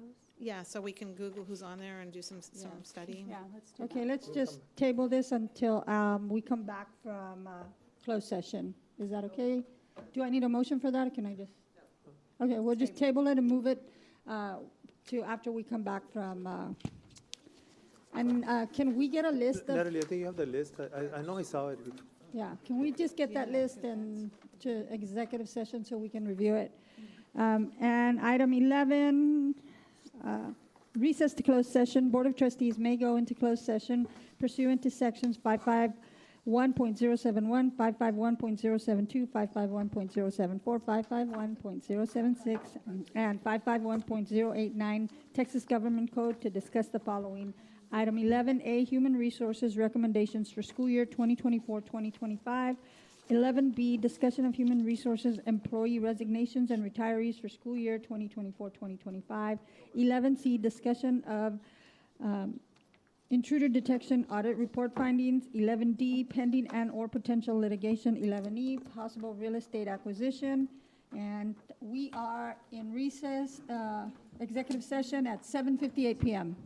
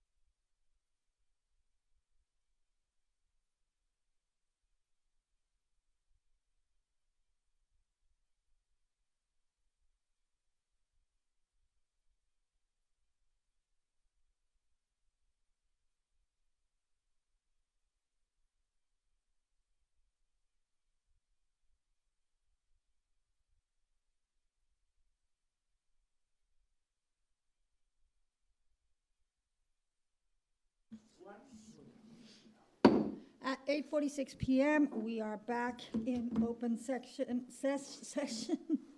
open session. It's been a long day, folks. We are going to go back to item 10E2, nomination of candidates for Hidalgo County Appraisal District Board of Directors for 2025 going through 2027, and approval of resolution. I reconvene? 8:46. Yes. And approval of resolution, Dr. Gutierrez. Hidalgo County is asking McAllen ISD to approve the resolution to nominate one, but at most 5 candidates, and the deadline to submit the resolution is October the 14th, 2024. Administration is recommending action on this item. I nominate Richard A. Garza. Second. Okay. We Is can it- nominate is- other nominations. Yeah, you can. Can we just take all the nominations first and then we'll, We don't need to vote on nominations if we have less than 5. okay, I mean, I nominate Albert Cardenas. that's 2. So did we do? Debbie, who did you nominate? Richard A. Garza. Richard A. Okay, Garza. and Albert Cardenas. I nominate Joe Olivares. I nominate Paul Villarreal Jr. That's 4. If it's 5 or less than 5, we don't need Do we need another? The way that I read it was 5. I'll nominate Eddie One, Betancourt. not more than 5. One, but not more than 5. Anywhere from 1 to 5. 1 to 5. Got it. Eddie Betancourt. You got them all? Mhm. All right. We have a motion by trustees Aliceda, Rivera, De La Garza, and Peña to nominate Albert Cardenas, Jody Olivares, Richard A. Garza, Eddie Betancourt, and Paul Villarreal. Villarreal Jr. All those in favor signify by saying aye. Aye. All those opposed, same sign. Motion carries 6-0. Going back to item 13, 13A, discussion and possible action of human resources recommendation for school year 2024-2025. Dr. Gutierrez. Human Resources is submitting a list of recommendations for the 2024-2025 school year under a separate cover for discussion during closed session. Administration is recommending action on this item. I need a motion. folks. Move to approve. Second. I have a motion by trustee De La Garza Lopez and a second by trustee Rivera. All those in favor signify by saying aye. Aye. All those opposed, same sign. Motion carries 6-0. 13B, discussion of human resources, employee resignations, and retirees for school year 2024-2025. Dr. Gutierrez. Human Resources submitted a list of resignations and retirees for the 24-25 school year under a separate cover for discussion during closed session. This item is for information purposes only. Thank you. Item 13C, discussion of intruder detection audit report findings. 13D, pending and/or potential litigation. Mr. Ball? Nothing to report. Item 13E, possible real estate acquisition. Mr. Ball? Nothing to report. Okay. 14, schedule of future meetings. 14A, special board meeting Monday, October 21st, 2024 at 5 p.m. in the Dr. Ricardo Chapa Boardroom Administration Building. 14B, regular board meeting Tuesday, October 22nd at 5:30 p.m. at the Dr. Ricardo Chapa Boardroom Administration Building. 14C, regular board meeting Tuesday, November 12th, 2024, 5:30 p.m. at the Dr. Ricardo Chapa Boardroom Administration Building. 14D, regular board meeting Tuesday, December 10th, 2024, 5:30 p.m. at the Ricardo Chapa Boardroom Administration Building. And item 15, can we adjourn, folks? Move. Second. I have a motion by trustee Rivera and a second by trustee De La Garza Lopez. All those in favor signify by saying aye. All those opposed, same sign. Motion carries 6-0. We are adjourned at 8:50 8:50. p.m. And the sun will be down.